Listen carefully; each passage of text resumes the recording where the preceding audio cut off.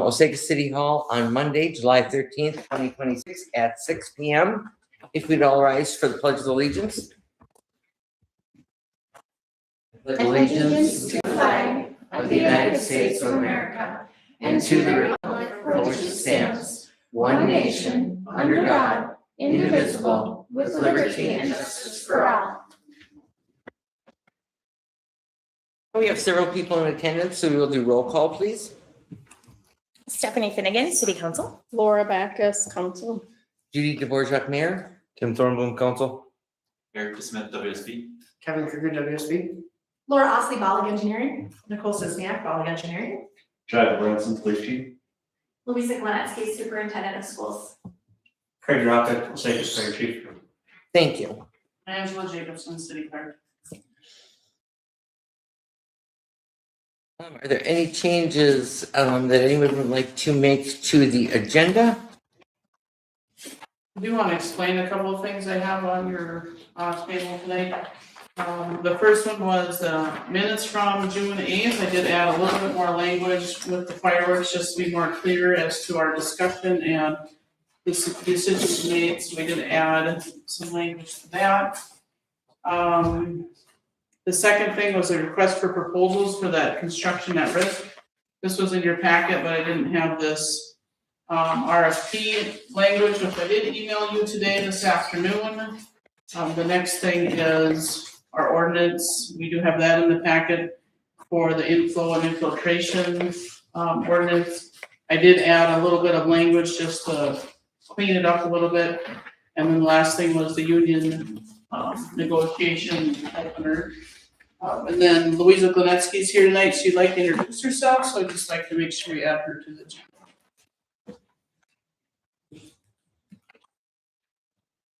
That right away. I was gonna say, yeah, is it okay if I put it right after we approve the agenda or the consent items? Is that okay with everybody? I'm great with that.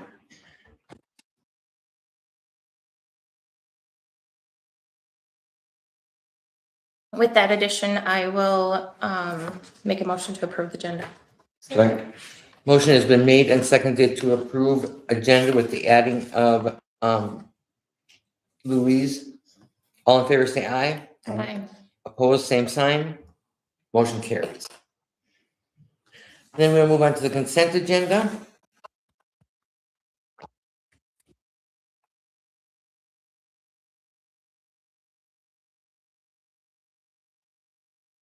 So with the consent agenda and minutes that were changed, I don't know if it was, I had reached out to Angela and I just wanted to make it clear for future. I mean, I don't know, obviously you might not have time to read it, but just not the correction, but clarifying of who was all at the meeting to discuss the fireworks situation. And I had visited with Angela about it just a little bit, and maybe other people did too. I just felt like going forward, it's just good information to have in our record. So that was, it's very minor, but I think it's important to add.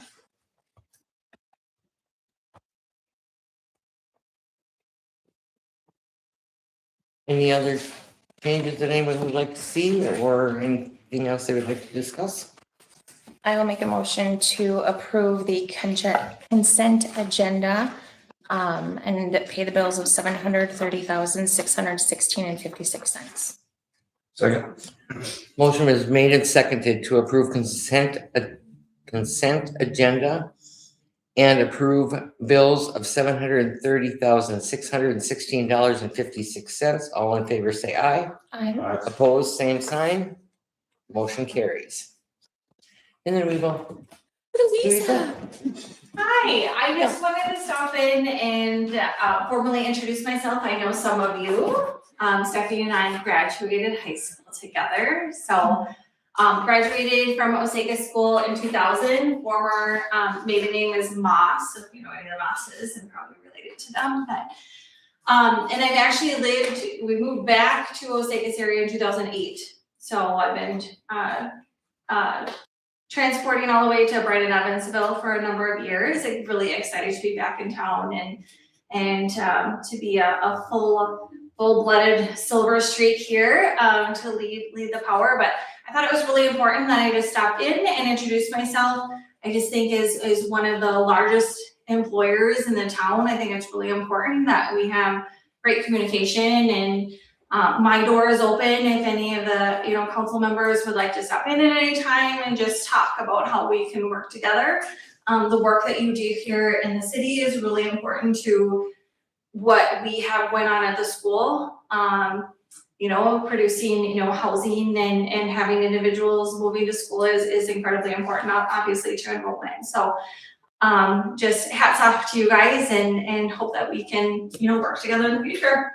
Well, So- we appreciate you stopping by and introducing yourself. Thanks. And your official meeting is tomorrow, where you are running your school board meeting, or Wednesday. Wednesday, yes, Wednesday. so close. I always think today is Tuesday. I apologize. Yeah, Wednesday is the first school board meeting, yes, that I will be a part of. I do have a couple too, we just posted on Facebook, a couple of meet the superintendent opportunities. And so I'll be at Abundant Coffee here this Wednesday morning, and then next Wednesday morning, just from 7:30 to 8:30 for people to pop in and say hi and get some information out there about running for school board as well, because that filing starts tomorrow, and we have a few positions that are up, and potentially people won't rerun for some of those positions. So we want to make sure we get good candidates for that too. So Exciting. yeah, so if you happen to be in the area for Abundant, come on in, say hi again.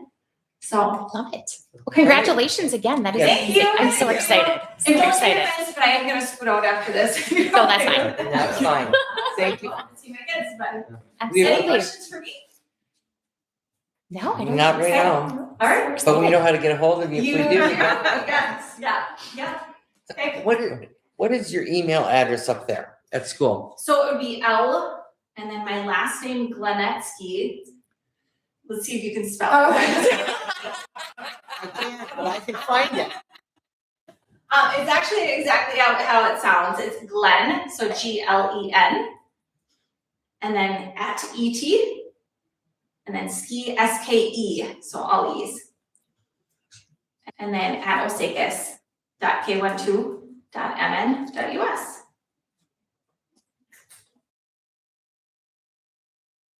Perfect. Okay, Thank you. great, Yes, thanks. thank you. Nice to meet you. To you too.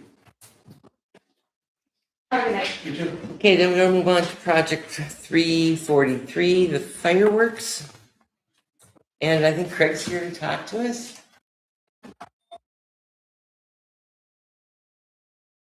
All right, well, good evening. Good evening. So I don't know how many of you went and watched the fireworks. Heard a lot of good input on them, a lot of good feedback. Location went great. As far as that, next time we do it, we got to set up earlier. We realized that the cars were there at 5 o'clock parking. So, we didn't expect that. So next time we'll plan earlier to get out there, try to set up.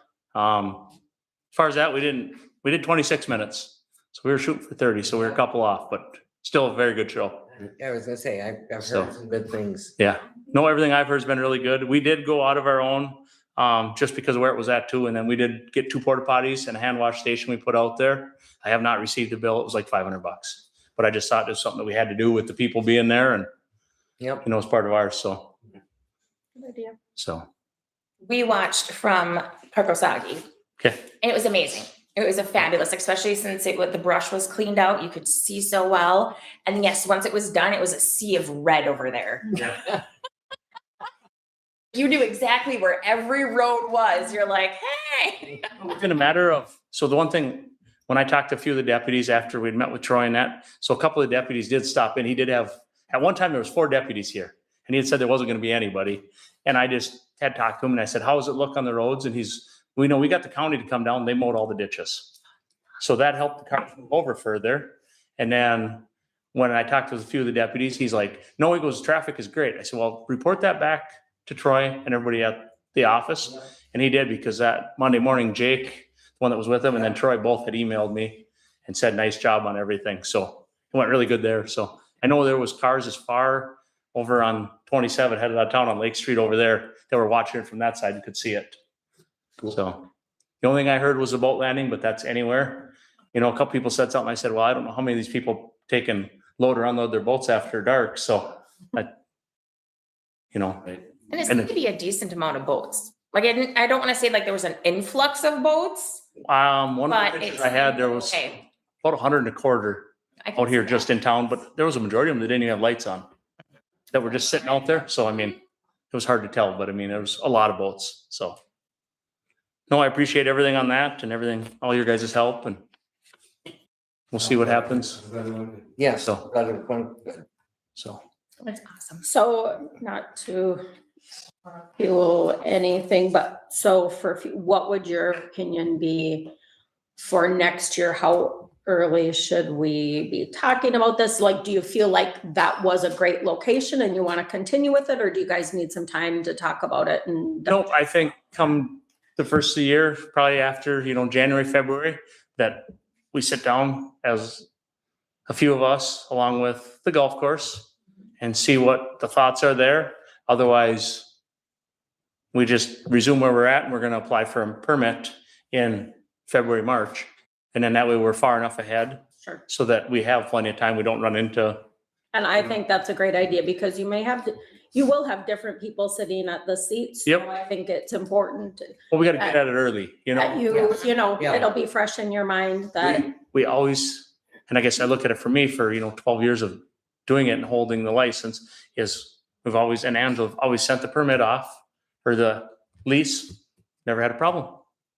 So that kind of got us under the gun when that come back that way. So now we're just gonna, if we got to do it in January, February, we'll have a meeting or discussion. If it doesn't work out, then say, well, this is what we're doing. So, great. Fantastic. You may have a difficult time in January, February, March, because a lot of the board members from the country club are out of town. yep, So we may have to touch base with them, maybe. well, we can do it. that later this fall. We could do that and say, hey, what works to set up a meeting after the first of the year? I was gonna say, yeah, we You know? may want to just do that prior to the first of the year. Yep. So we can kind of get, Feel on it, yeah. And I know one thing we did out there too is we did go around, and I know that was, they talk about trash and all that. I think we picked up 5 items off the ground, but we went through and we put garbage cans all the way across the line where everybody was sitting. So I think that helps. Whereas I know for the past up at the country club, they're not out in the middle. Mhm. You have to walk to the clubhouse to throw your stuff away. So, I mean, Yeah, no. so, Well, okay, great job, you guys. yes. It's a And great show. like I say, I heard all good things about the nice show that you put on. nope. So I think, yeah, we can do that. I can get with Angela. We'll send out a letter and say, hey, Yep, when works to schedule a meeting we're just not going to wait till May, yep, Yep. Fantastic. we'll plan ahead of time. So sounds good. Thank you. thank you.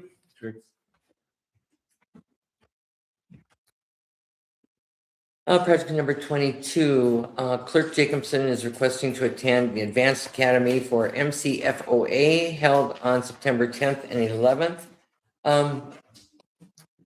She has received a grant towards that, and the training is $225 with a one-night stay in Otsego.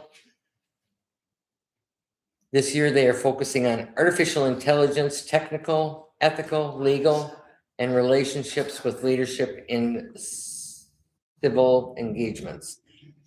I have no problem with Angela furthering her education. I'll make a motion to approve. Second. Motion has been made and seconded to approve Clerk Jacobson to attend the Advanced Academy on September 10th and 11th. All in favor, say aye. Aye. Opposed, same sign. Motion carries. I'm intrigued to hear about the artificial intelligence. There's so much of it. Thank you.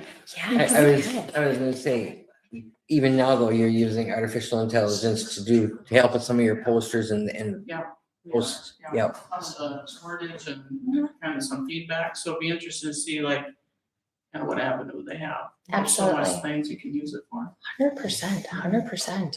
That's awesome. Project number 84, budget. We are getting to that time of year, kids. That's exciting. Angela is having the supervisors get their information into her. They should do that by the end of July.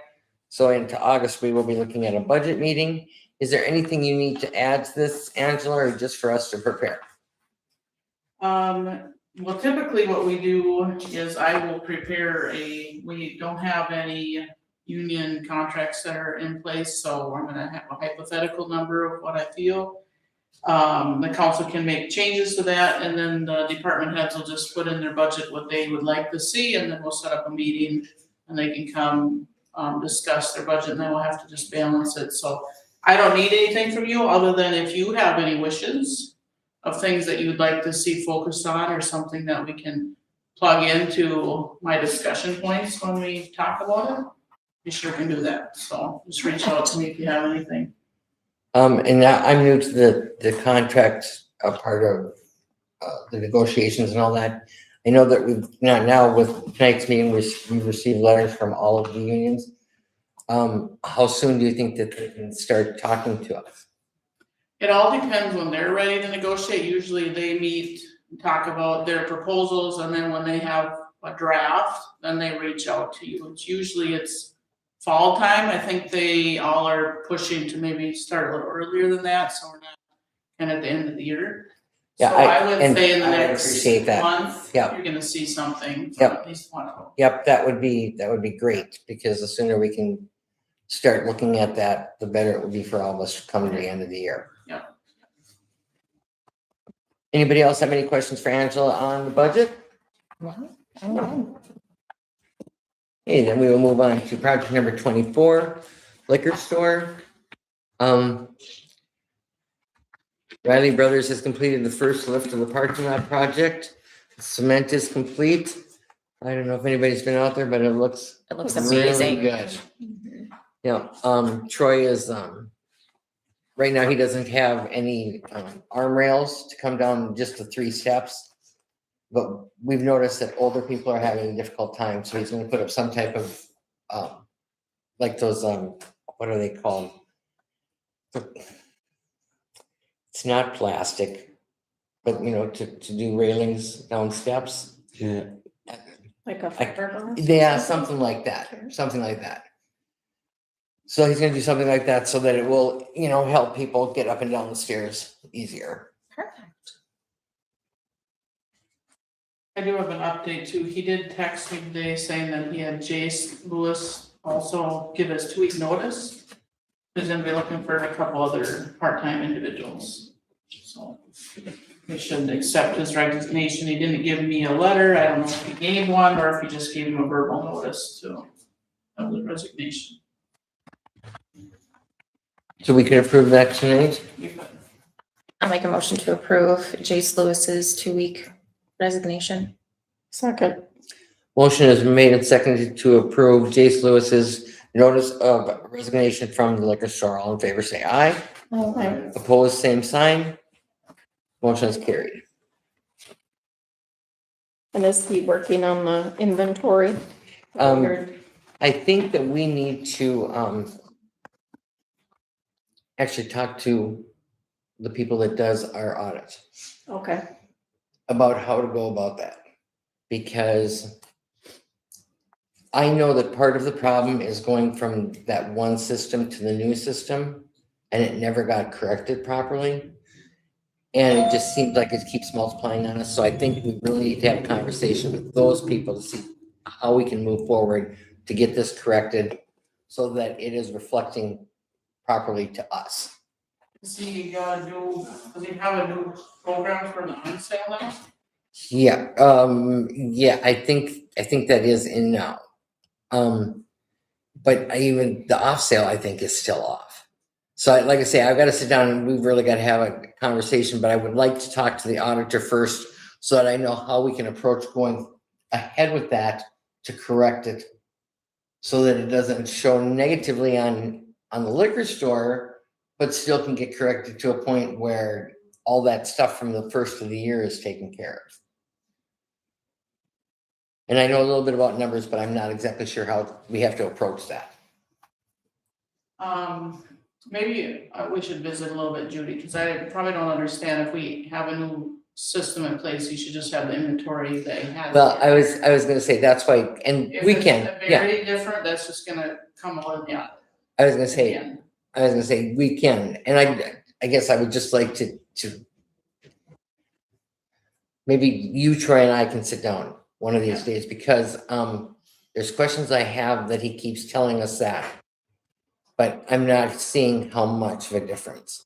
So, and I think he's got those numbers too. So, yeah, Yeah. We should sit down. and Yep. talk about it so we can get to the bottom of it. sounds good.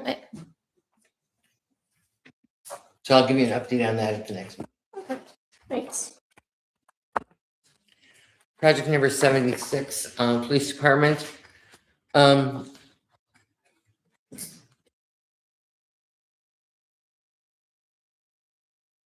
the easy one first. Good evening. Jed?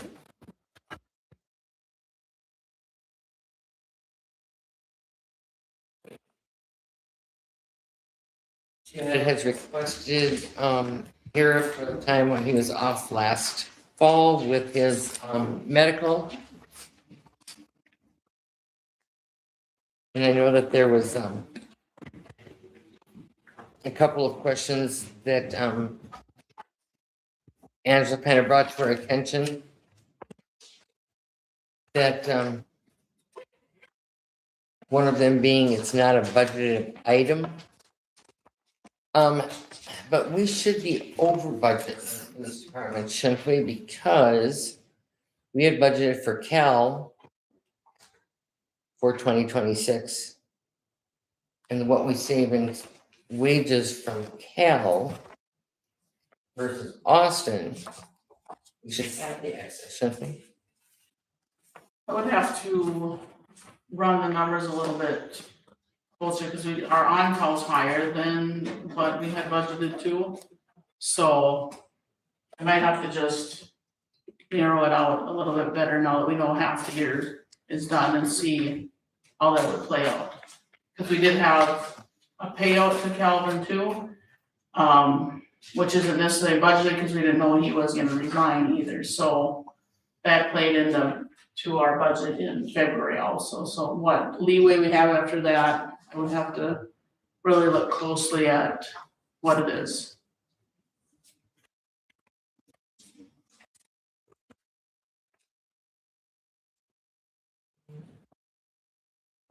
But I will open up the discussion, and my feeling is, the city has set a precedent in the last, in two other instances with Chad, that I would be willing to go forward with this, but I need everybody's input.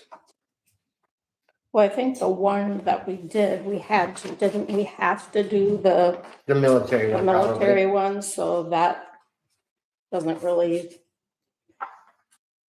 fall in. So we've done one of, was there maybe 5 or 6, or is there more? Is there more? There's only one that I had, two that I That you had paid. requested, but you had other. No. Yeah, I only Didn't. requested for the one that was in there. The medical in 2015. The other ones I didn't. I worked enough, or had enough time where I contributed to the PRA. Well, there was one that there was a lapse, but I don't think you requested it, Chad, right? Yeah, I didn't know. That was early 2000s. Right, it was shortly after, before this last, that one, I think, Yeah, it was my knee surgery. right? So that would have probably been before your medical leave then too? Yeah, that would have been. Your military leave, I mean? Yeah, and I didn't know for the knee one that I could even put in for it. I didn't know it was a thing. And what it means is like, so he might have less hours, but he still had time that was paid in the PRA, so that it keeps them eligible, even though it might not be full wage. And then, so then he didn't request like a difference per se, or need to request because there wasn't a lapse.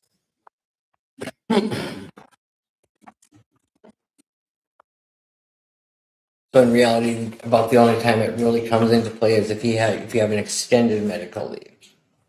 Even if you go like a part-time, you're still having coverage, you're still paying into PRA, so they don't consider a lapse of coverage. It's when you have extended time and you don't have time to, use for that, now you have leave lapse, and that's when they allow you to have this option to request this time. Well, and you would still be contributing as well to your para. he would be contributing, and your union rep, it looks like she sent a letter as well. And I think it, especially since it says with past practices, she agrees, I'm fine with it. Again, I hate to be the person who's always pointed it out. I have a problem with the best practices because now in the last month, we've discussed things at our council meeting that should have been best practice. If you want to talk about a squad car getting not lettered correctly, and if you want to talk about people driving the squad car that weren't supposed to, we talk about things like that, and then we get something like this, so it only works one side and not the other, and I I was just, gonna say, nobody. I really have a nobody- problem with But that. nobody drove the squad car that wasn't supposed to. So did he get paid? He got paid when he was driving the squad car? No, It had So he set- wasn't on duty? no. Okay. Okay, that was my question. It was supposed to be people who are on duty drive squad cars or drive vehicles. I don't know why I always have to be the bad person, but I just, Okay, then we it's need. one side or the I was other. gonna say, but we need to really look at our policy then, because according to the policy, it says a city employee. That's what I remember too, actually. Well, then it should come out of your budget and you should be paying him then. You should have paid him. If you want me to pay him, he enjoys going to the parades. He has his whole life we've gone to the parade. So if you want me to pay him, we can, but he's not expecting it. Well, we need to clear up the verbiage because this happened before and it was an issue. Now it's happened again and it was brought to my attention by several community members. You have to realize how this looks to the community. I followed the policy as it was written. Exactly. Well, I'm probably the only one who views it this way, so however people want to vote, they can Well, vote on it. I was gonna say, here's the thing.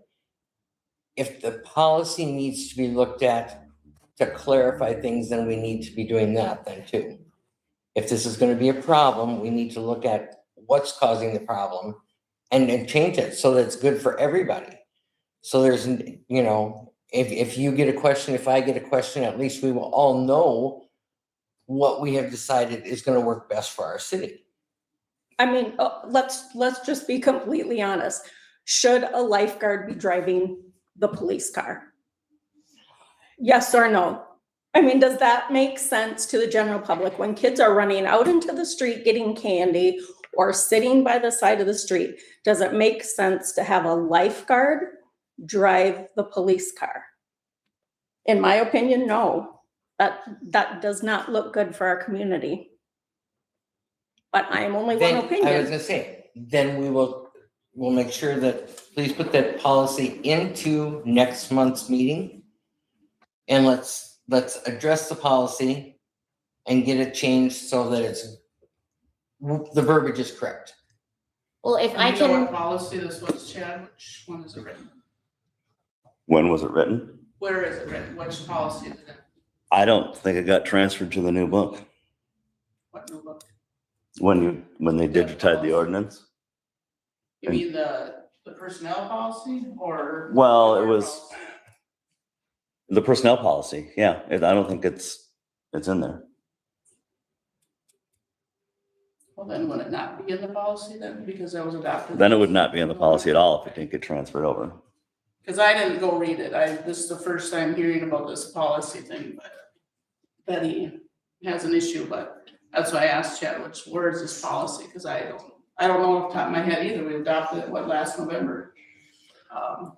It would have If you think been, it's in the personnel policy. I can look it up, Yeah, see what we do have. like I was gonna say, but- let's address that, okay? 4 years ago, I think. Yeah, it could be 22. I was gonna say, yeah, let's look that up and let's get this changed so the verbiage is correct. We'll look it up. Thank you.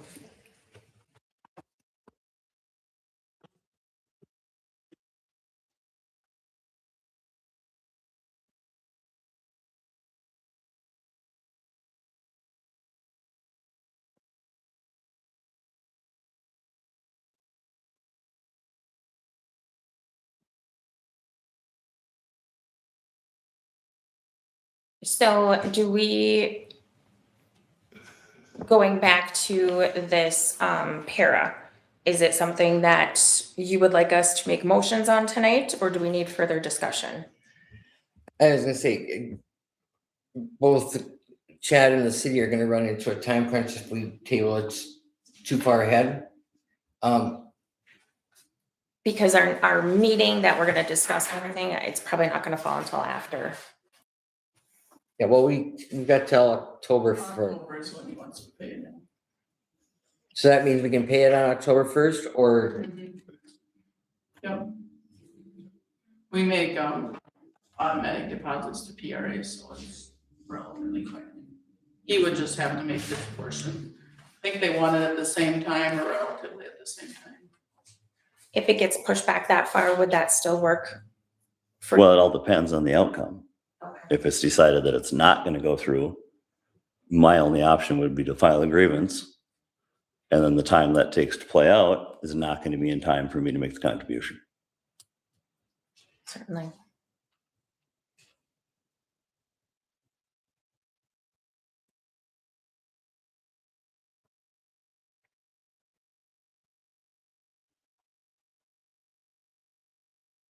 Personally, I do not have an issue with paying the para because it is a separate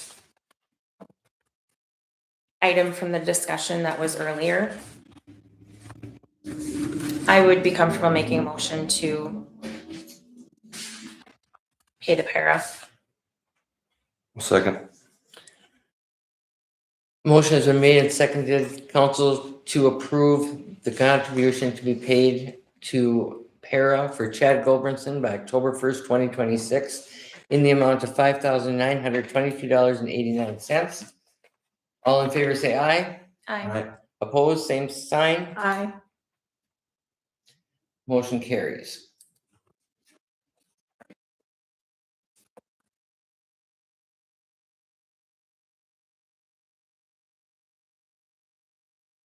Did you hear back from Hattie at all?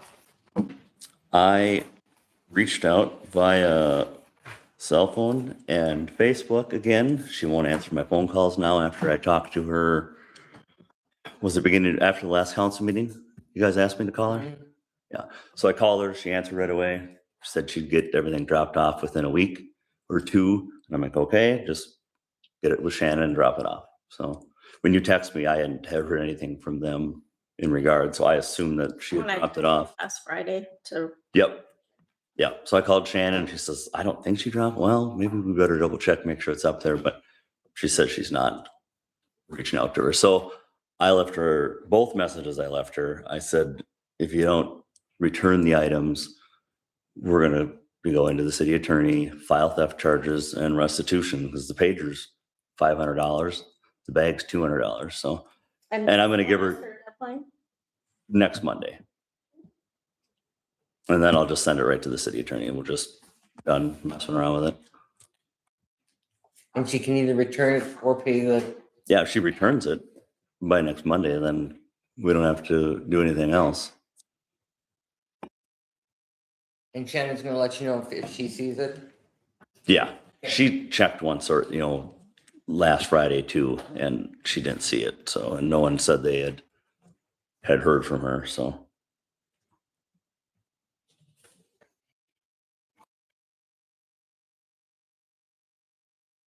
Why does she want to keep it? yeah. Well, I'd heard that she said it was in a storage unit, so maybe she just doesn't wanna go dig in the storage unit. Toby Wybe was another one that we've been talking about. Over on the corner there, we got like 3 complaints. We sent him another letter. So he's on his, Yeah, that's on the administrative Yeah. citations. you want me to wait for that? Discuss those? Cause I just got some citation ones. Yeah, Discussing real quick. So project 60. Yes, so yeah, so Toby, I talked with, Steve Jones from Sourcewell, discussed it. Lynette pulled the building permit that he has, which covers him to be repairing things. That expires August 21st. So When I chatted with Steve, I says, well, he suggested we just debate it after that point, but we would send it back to, we'd send a report to planning and zoning with, this is everything we've dealt with this property. And this is where we're at with it. We would, recommend abatement of it, go to court. The judge will probably give them another anywhere from 1 to 3 months, whatever it is. Said if you don't have it done after that point, then the city can abate the nuisance, which would be just demo the building. And then that would be put on his taxes. But we have to go to the court to get the abatement, and it starts with if we try to do anything before that permit expires, I don't think we really have a solid ground to stand on. But once that permit expires, And you said it's August 21st? yep. Okay.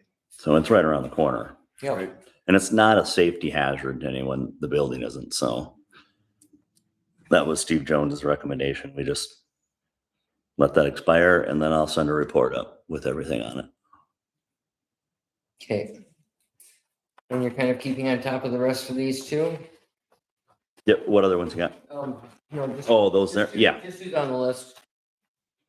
yep, Were you able to get a hold of anybody at BG Enterprises? yes. Well, I had kind of chatted, I called Steve, talked to him about it. We're both kind of in agreement that we really don't, if we push that one as a nuisance, we're gonna have to push some other ones. And I really don't think it's maybe seal up the bottom edges, but the appearance of it is, they even said themselves, they take, people ask to take graduation pictures and stuff like that in front of that. So Steve's recommendation was, let's just send it back to planning and zoning. If planning and zoning says, yeah, no, we don't think it's a violation, we just drop it and leave it alone. I was saying that's fine with me. As long as I know what's going on with it.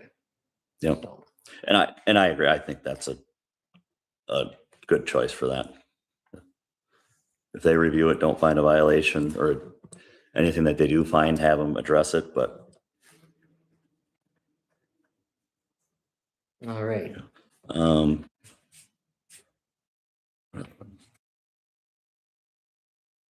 was it.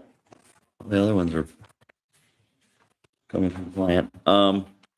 Bike rodeo went good. We didn't have as many as when Cal ran it, but we tried doing it during Osakis days, and I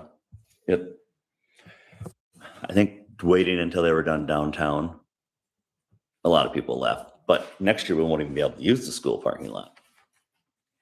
So I think I talked with Craig a little bit and a couple of the firemen. I said we might just set up on that back street between there for the bike rodeo and just have the bike rodeo on the entire time. If they do that downtown next year again for that event from 8 to noon with all the kids, we'll just do it at the same time, 8 to noon, and then have do our drawing that we have at the end of it, and kids can come out through the day and just do the obstacle courses and stuff.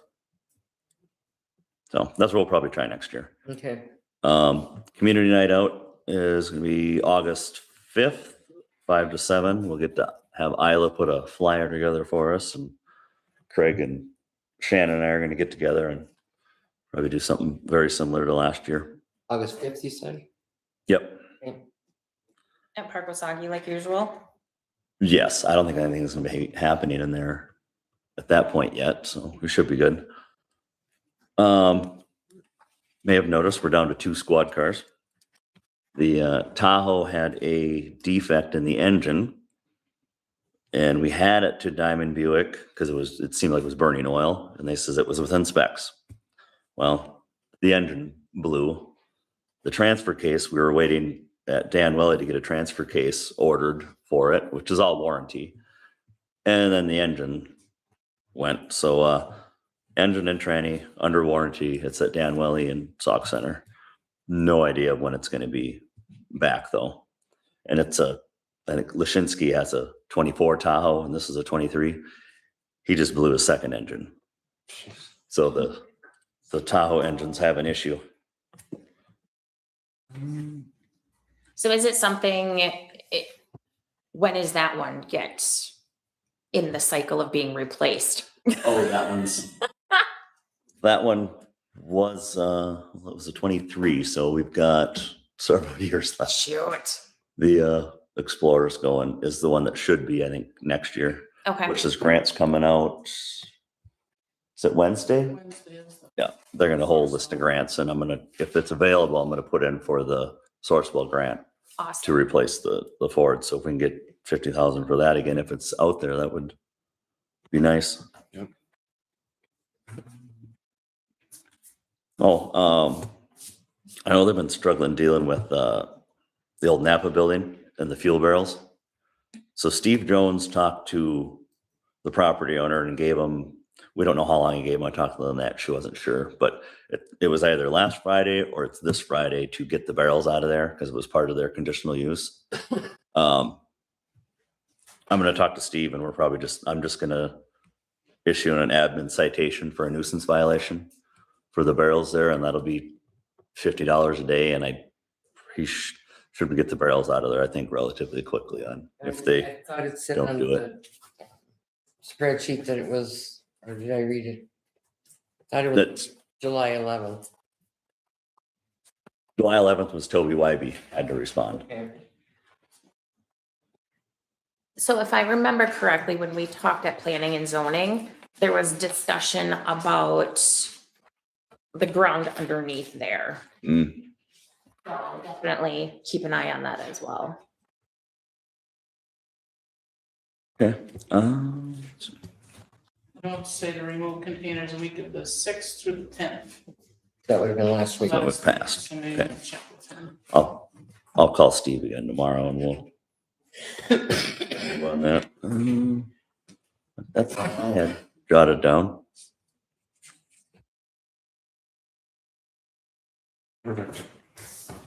Fantastic.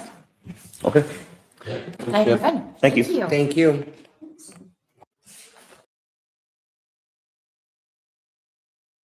Project 205, Public Works.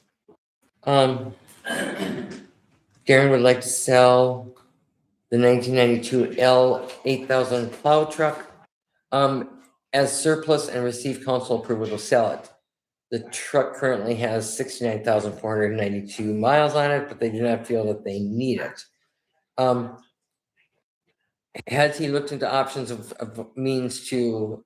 There's a couple things, I did like a search with my other clerks and I had like 3 clerks reach out interested in buying it in the first place. But then I did have one clerk that said they use this online place and I did look at it, it had a lot of city equipment that's on there, so then the cities tend to look at that because they utilize that the most, so. I guess I wanted Darren to get a price and what he'd like to see, and then we'll just see what the auction place would put it at.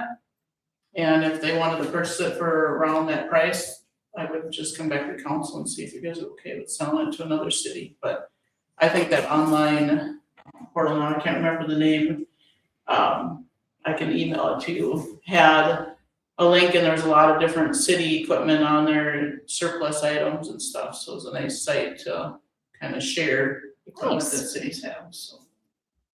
I think that'd be our best option, or selling it outright if we have the right price. If you're okay with selling it, they just said it's a backup, they don't use it that often because they have the other 2 trucks, and so they'd really be in a bind if they had to use it, so it's just sitting there. Motion to approve. And I was gonna say not using it is not good for it either. I'll second it. Motion has been made and seconded to allow Mr. Quistorf to sell the 1992 L 8000 plow truck as surplus, either outright or through the online service. All in favor? I Opposed? Same sign? Motion carries.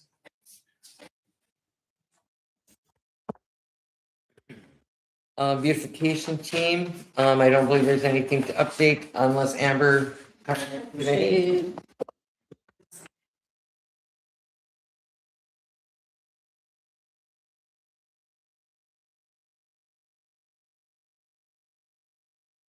Thank you. Project 249, planning and zoning.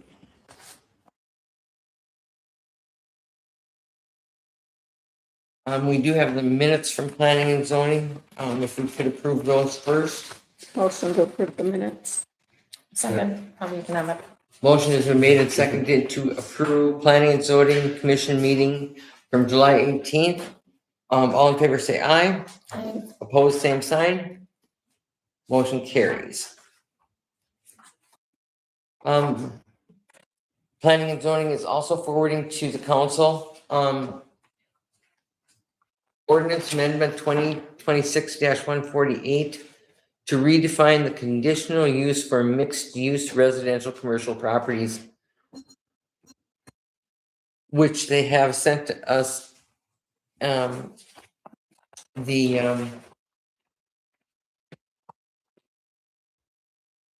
what did I do with it? The ordinance amendments.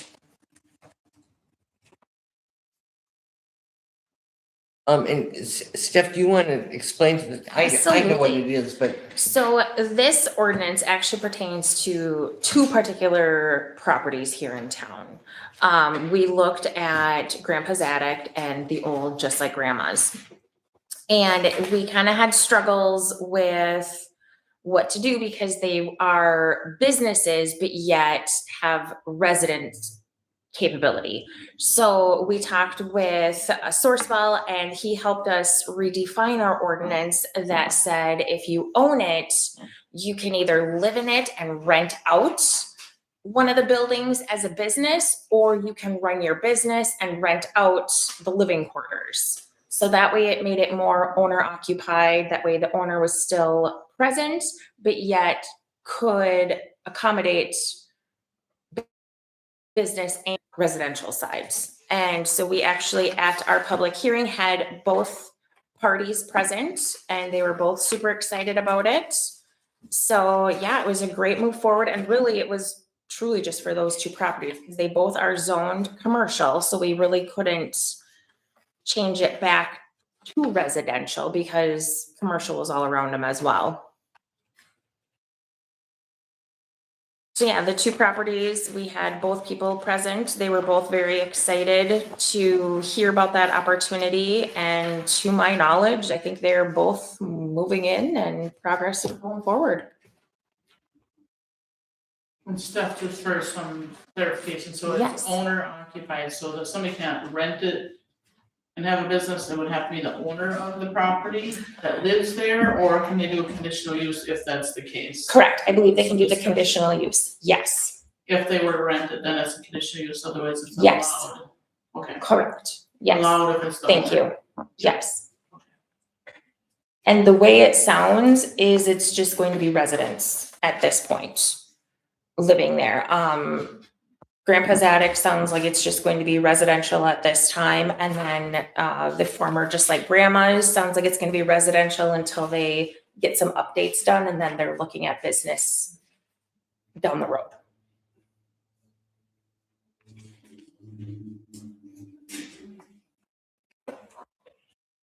Perfect. I will make the motion to approve ordinance 2026-148. Second.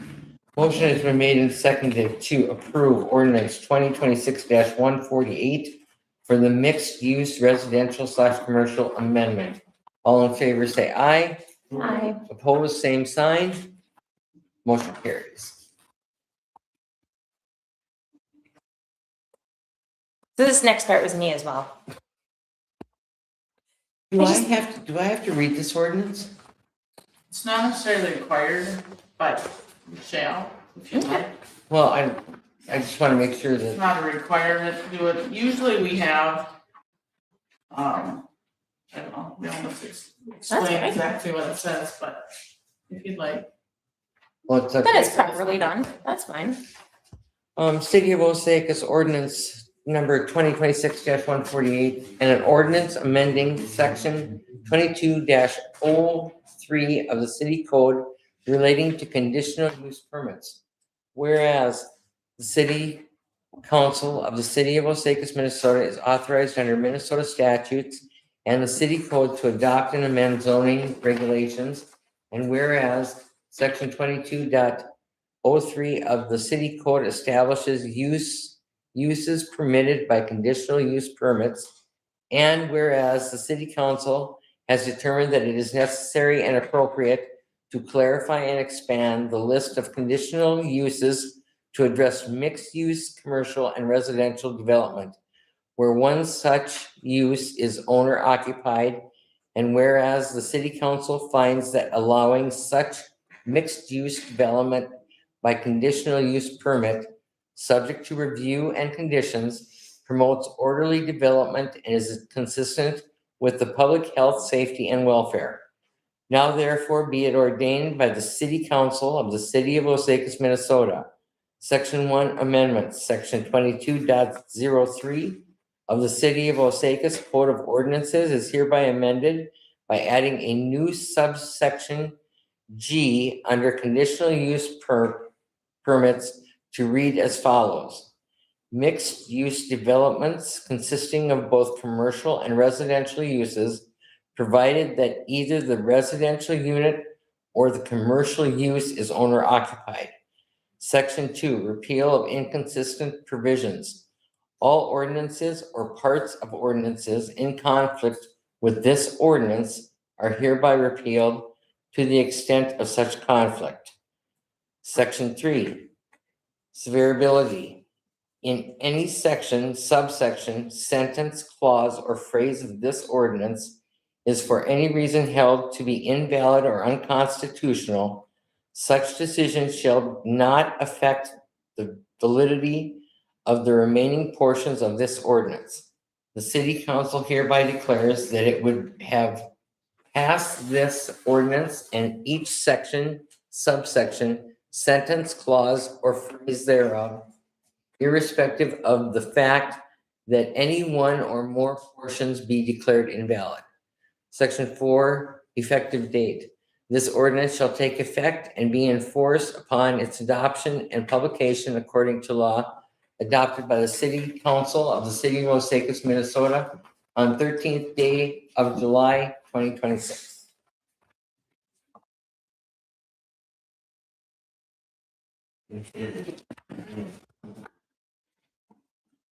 Okay, planning and zoning is also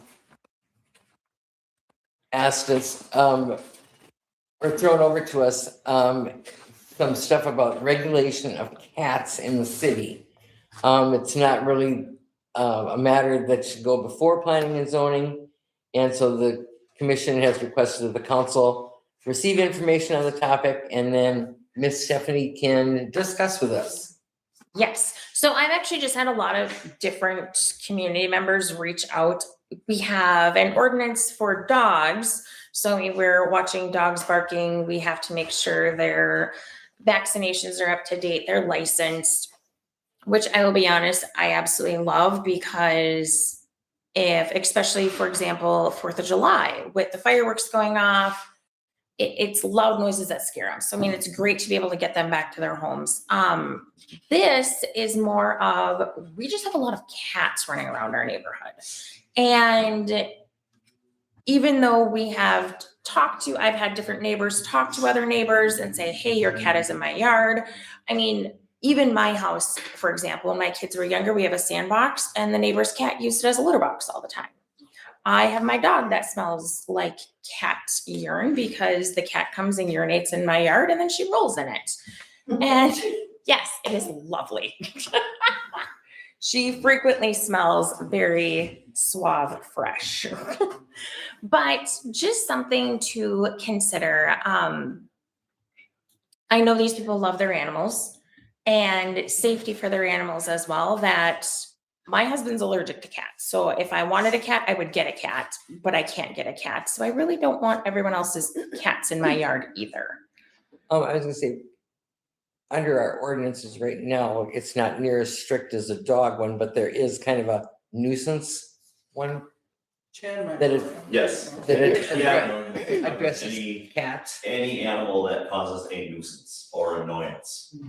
So it's pretty wide open, so I actually talked to some people, a month ago or so, from cat would go out climbing their cars, they didn't like it, so I went and talked to them and said, hey, you have an ordinance, just the cat's not causing problems. And that's exactly what I talked to Steve with. was more of, what are other communities doing? I was just saying, I know he gave you a long list here Yes, too. yes, which was really nice. He's like, and exactly what he said at planning and zoning. This isn't really a planning and zoning thing, but I'll happily take a look at it and send it off to council and you guys think about it and see, is it something where, there are a lot of options, but he gave us 4 options. One of which is Chad would get to run the reins of finding cats and all that good stuff, which personally, I don't think we need to go quite that extreme. But I wasn't sure if it's something we want to look at doing a little more. Do you have a preference? Unless you want to go and get a little hook and go catch kitties and net guns. That's the only way to question a cat. Oh my gosh, right? And I mean, and that kind of falls with it as well. Like, okay, so I mean, we have random cats in our backyard where it's like, we now have a tortoise cat. Who do you belong to? Some of them have collars on, so we can at least go and talk to those people and say, hey, your cat's fighting with another cat in our backyard. You should probably be careful and make sure no scratches, anything like that. But yeah, when we get these random ones that kind of wander over, and here'd be the other thing. If it was a mouse or like a farm cat, I'd be all for it. No mice, no bunnies, no squirrels. Fine for that. Keeps the fleas down. Fine for that. But no, I have snuggly couch ones. I mean, if you decide you want to license cats, I feel like that's going to be too much. I think that I'm sure there's probably way more cats in town than there is dogs. Mm-hmm. And to do that every year would be a nightmare. Yeah. If you decide to do that, do whatever you want to do. I would say a lifetime license. They put the tag on the cat. If the cat gets caught in a trap, in a live trap, or running around, gets picked up, then they got a tag on it that says, but a lifetime one, where they just show they get the rabies and shots once, and then when they update and renew, they can come in. It's actually a nice idea too. Do you think that would be worthwhile, or is it something, did you get to look at these by chance? Do you want to take a look at them? So there's only 3 of what he recommended. 4. 4.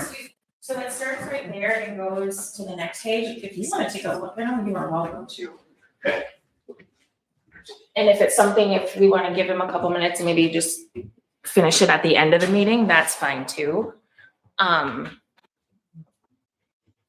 yeah, because some of them were a little in depth where it really was gonna make you guys work a lot more, and I don't feel like that is necessary either. I was gonna say, and from what Steve presented to us here, his recommendation was just probably changing verbiage and making it a little bit stronger verbiage. Yes.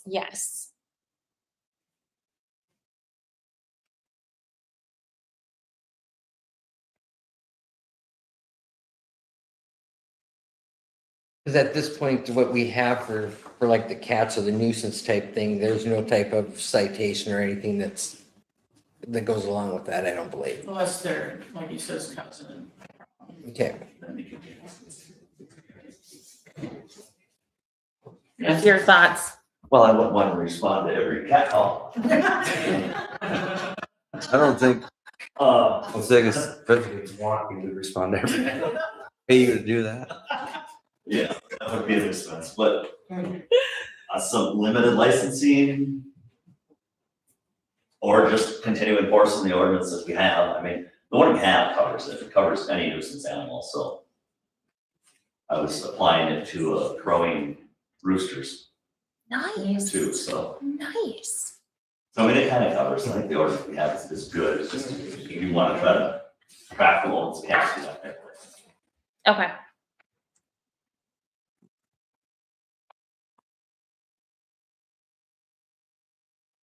And how many nuisance calls do you get about cats, Chad?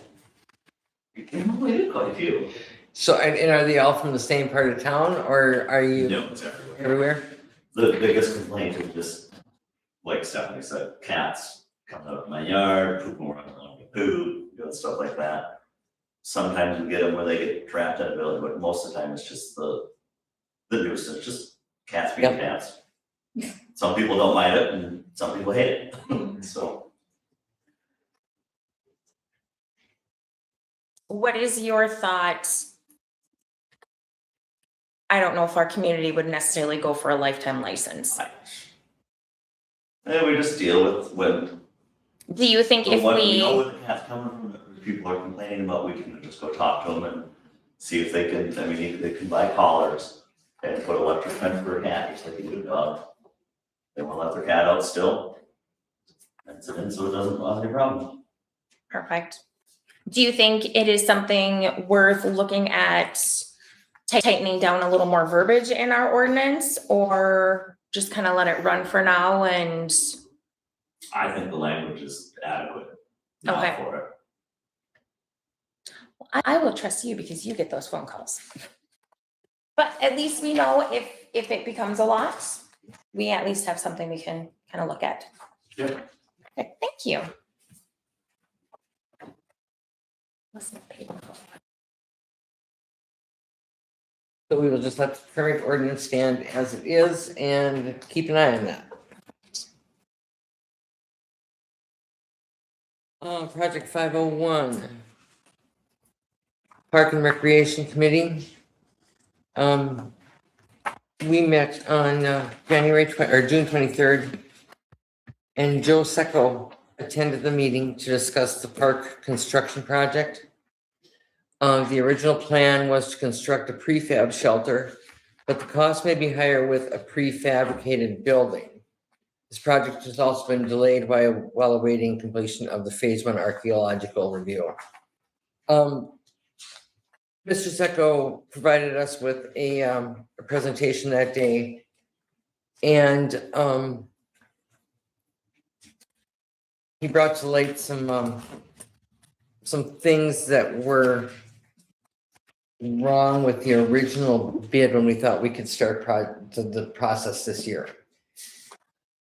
So we at the park board are coming to the council and asking that we look at hiring a construction manager at risk for the park project. And what that means is, let's say we would award it to Joe. He would then be basically our general contractor. We would not have to sign contracts with any subcontractor. It's his project.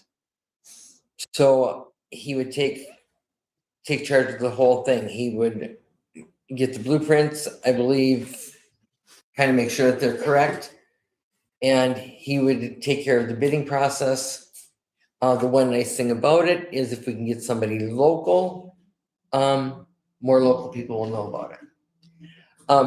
If we go with construction manager at risk, state law does say that we have to put it out there to open it up for other people to also apply basically for the position. I think if we can offer Mr. Secco something, being a local gentleman, it would be not only good for the park board, but I think it'd be good for the council also in the long run. But I need to have your input, whether you guys think that it would be worthwhile to go forward with that. He gave us a pretty lengthy presentation that day, and I know that Angela just gave us a bunch of information about the request for proposals for a construction manager at risk. But he basically takes on all the responsibility for the project. And all questions will come to him. He will come directly to us. It'll just be the one person that we will deal with through the whole process. I actually got to listen to his presentation up at one of the school board meetings, and he was very thorough, which is really nice to have. It's really nice to have that person who is going to be that detailed, and it's nice that he would represent the city. So when you tell him, these are what we want, this is what we're looking at, he takes that, and then it also was really nice at the fact he made a comment, he's like, I can sign for stuff. So when people come to these projects and they need signatures, I don't have to go find someone to sign the paper. I can sign for it, which was a huge relief when we were talking up at the city up at the school, because they didn't always guarantee someone to be around, especially in the summer. Their staff is going to be so much smaller. So for that, they were very thankful for that type of position. But yeah, I also feel kind of be the same with the city as well, because, you know, unless they're here between 8 and 4:30 for these girls to come and talk to, and someone who actually knows what's going on is very nice as well. And I know that, I don't believe that Laura or Tim have had the opportunity, other than he was at one meeting here, wasn't he, Mr. Secco? It was last fall, I think, though. I think he talked about the public works one. Yeah. Yep. You remember? Yeah. He'd been to EDA also, but. I was gonna say, so if you guys want time to review what he's submitted, ask questions, Angela's knows pretty much, she's been at several of them, that she can help you answer any questions. Do you want to put this off till next meeting? I think we'd be okay to do that, or? He came in and talked to Yep. me, and Okay. I have a lot of confidence in him. I was gonna say, I He don't did a- think you've heard a No, I haven't heard much, but conversation. I mean, I work with general managers all the time, so. I was gonna say, and it's not like he's new to the business. He's got quite a long resume, just going out on his own. So, and I can't say that he's, talking about any more money than we would pay to anyone else. Right. No, I'm far more excited to see what he's going to do with our local contractors. That's a Yes, win for I was everyone gonna say in our community. That to me is just, yeah, plus. So, would someone care to make a motion, for us to move forward with, I guess, hiring a construction manager at risk? I Would would, I add maybe a little bit of this? Certainly. sure. So we're asking to do a request for proposals, like Judy said, we have to put it out for anybody that wants to basically bid to do this process. We have to have kind of a close date. So when the attorney looked at state statute, there wasn't any requirement of how long you have to do that. Obviously, if you approved it, we'd get it out right away. We could do it as early as the next meeting in August, or say September, or say even our budget meeting, you know, give them maybe a 6-week time if we want to keep it moving along. But we would want to know at least the date as to what you'd like to see this submitted back into us. Otherwise, I think everything's in there. I would just attach the things I have put in your packet tonight, you know, our kind of our plan, what we have kind of put together already, so they understand where we're starting from. What do you think would be better? Do you think a 6-week would be more adequate? I feel like having it around our budget meeting time would be a good time frame. So we haven't obviously set that, but usually we do it the 3rd or 4th week in August, so we can have the deadline be right before that, and Perfect. we just make sure our meeting's after that and we have some discussion. That sounds fabulous to me. That sounds great. I will make that motion to, is it the proposition for a construction manager? RFP. An RFP, Mhm. and then have the close date shortly before our workshop meeting in August. What if we just set a date, let's say August 15th?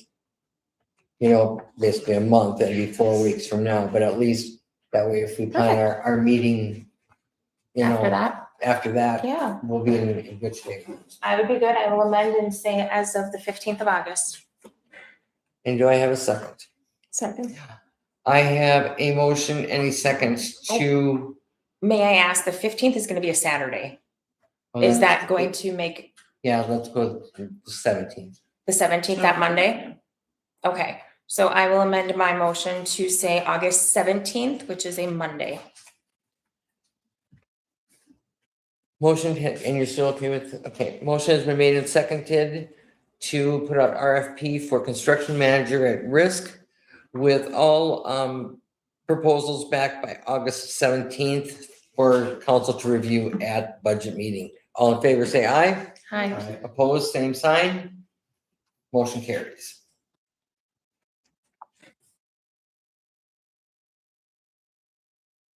Okay, project number 49, Main Street project. Before we talk to the boys here, WSB has a couple of bills that we need to, approve.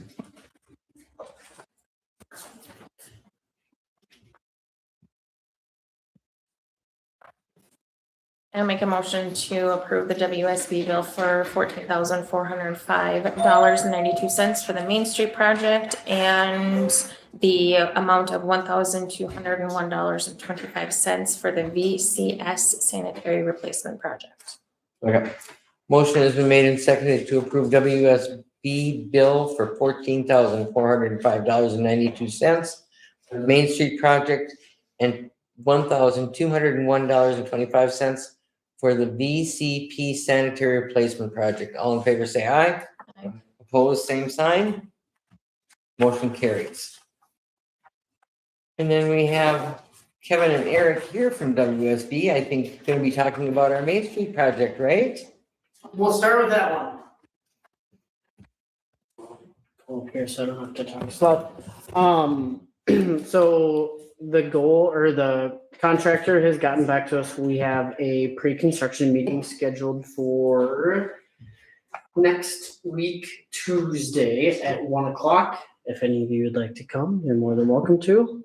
And where will that be at? Just don't have too many of you in, or if you are going to have a lot of you, let Angela know. Okay.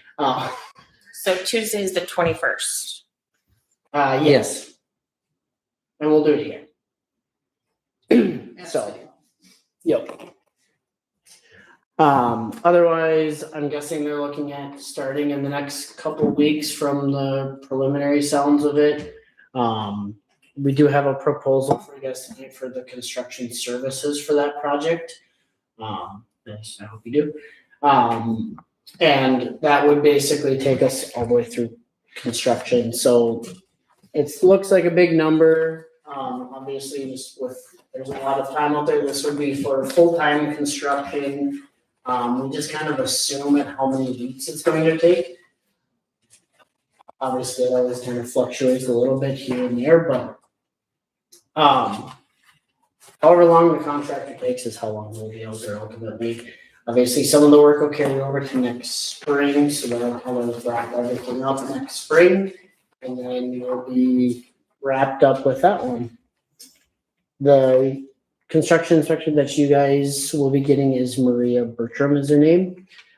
She actually has she actually used to work for a contractor, so she has a lot of knowledge on the actual construction side, especially.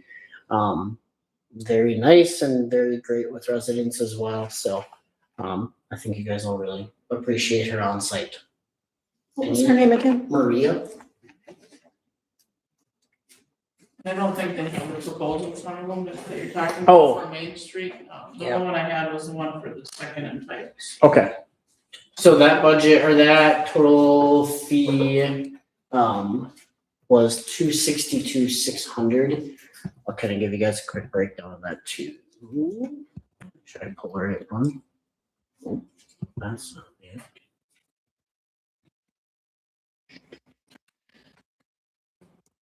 Of course, I have the wrong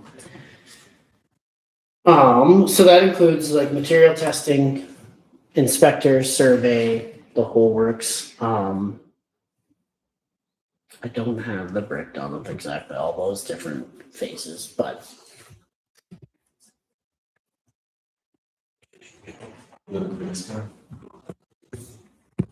Yes, that one. So yeah, roughly you're looking at like me, I'll have like 16 weeks of project management side of things, and then Maria Bertram, there's 800 hours for her, as well as a CMT inspector. That's the construction management side, or the inspection side of things. And then there's also some environmental time on there to basically do a site walk every week and every rain event. check and see that the contractor's doing exactly what they're supposed to as far as our MS4 permit goes. And then there's also time in there for construction safety as well. So that's kind of the breakdown. And can you get a copy of that to Angela, and Angela can forward it Yeah, to us? I'll.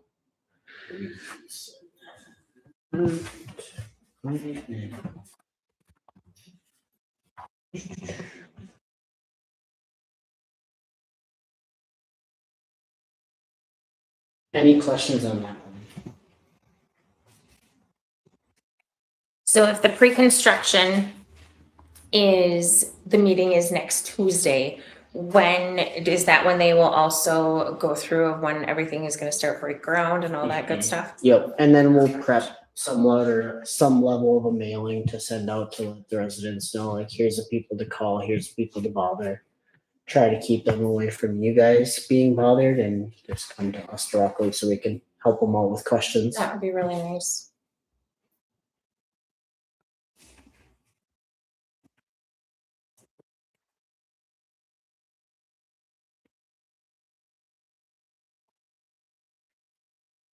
Anyone else have any questions about the Main Street project going forward? I'm good.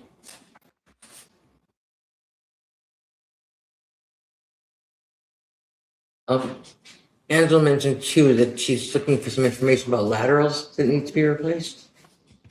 Yep, yeah, so we have a rough idea. We wanna work with Darren a little bit more on it. He hasn't fully reviewed all the lateral televising with us as yet. So I just wanna make sure we're not saying that they need to replace it when it's one that he would pass otherwise. So once we have that, then we basically have that.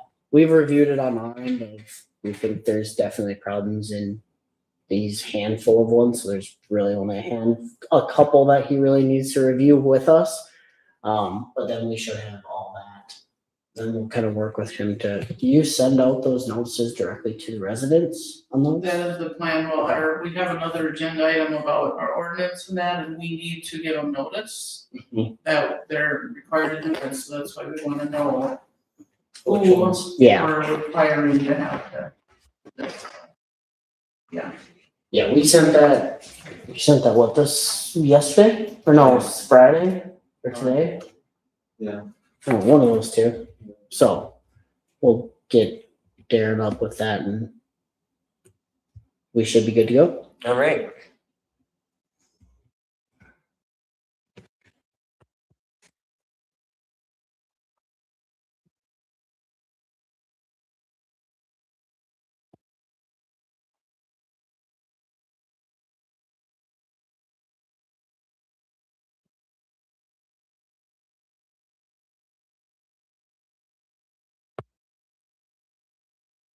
And then do you have anything you want to talk to us about on the Second Street project?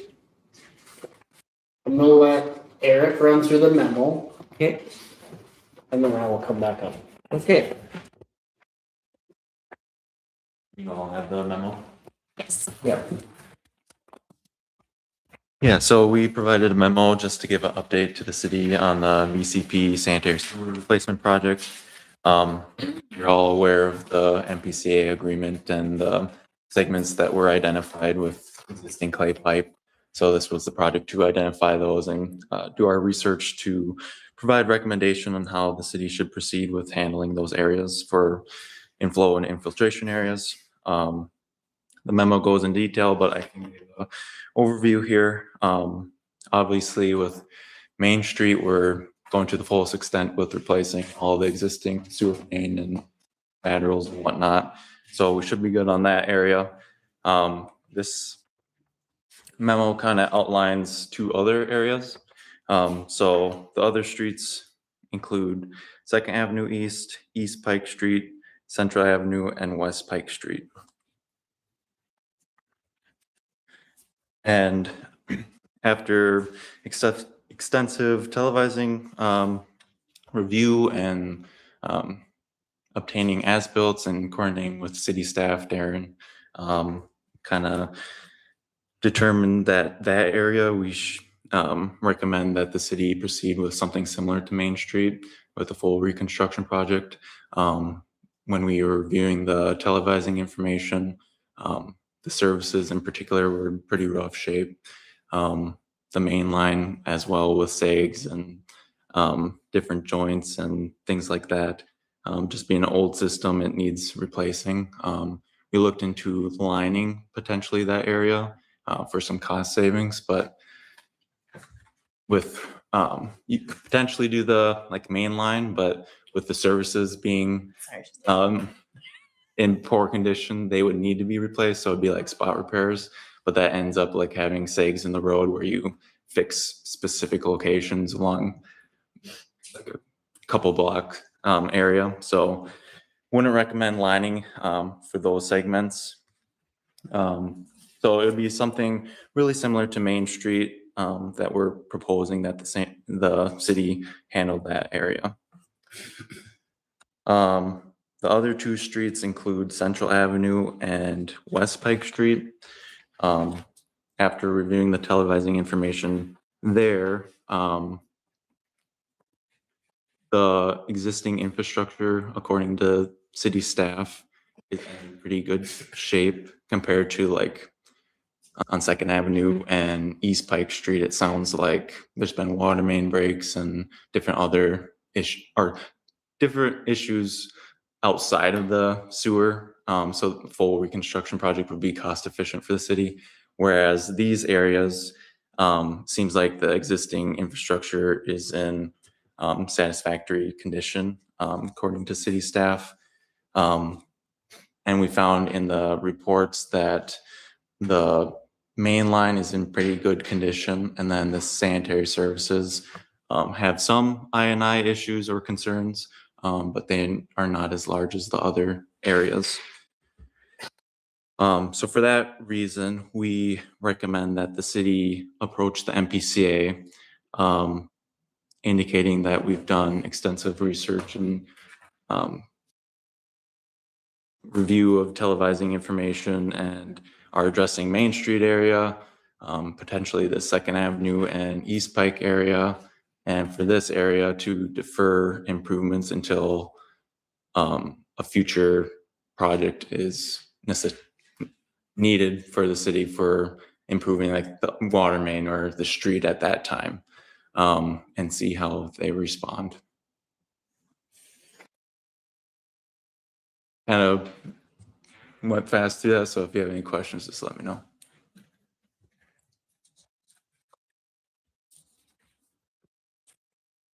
So if we are recommending to have, for example, like Second and East Pike, we shouldn't do that? Or we should? For Second and East Pike, we would recommend doing Okay. something similar to Main Street. Okay.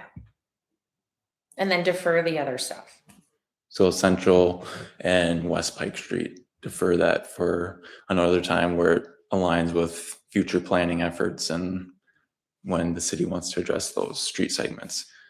Because otherwise you improve it now, but then you have to come back for the water main or whatever else. And it's just not cost effective for the city to address it at this time.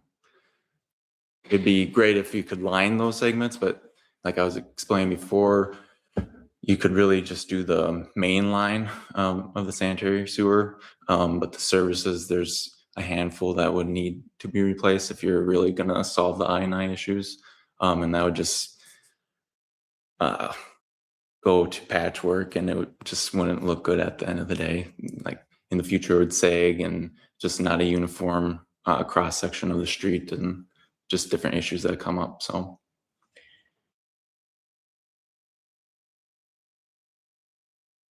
Angela, I'm gonna pick your brain on this because I don't know enough about the MPCA.